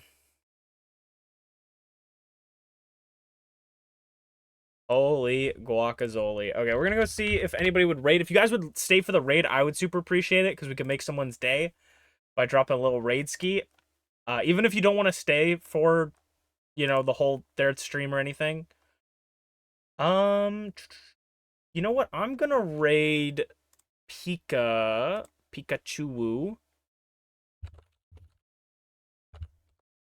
Yeah, I feel like I never really get to raid Pika.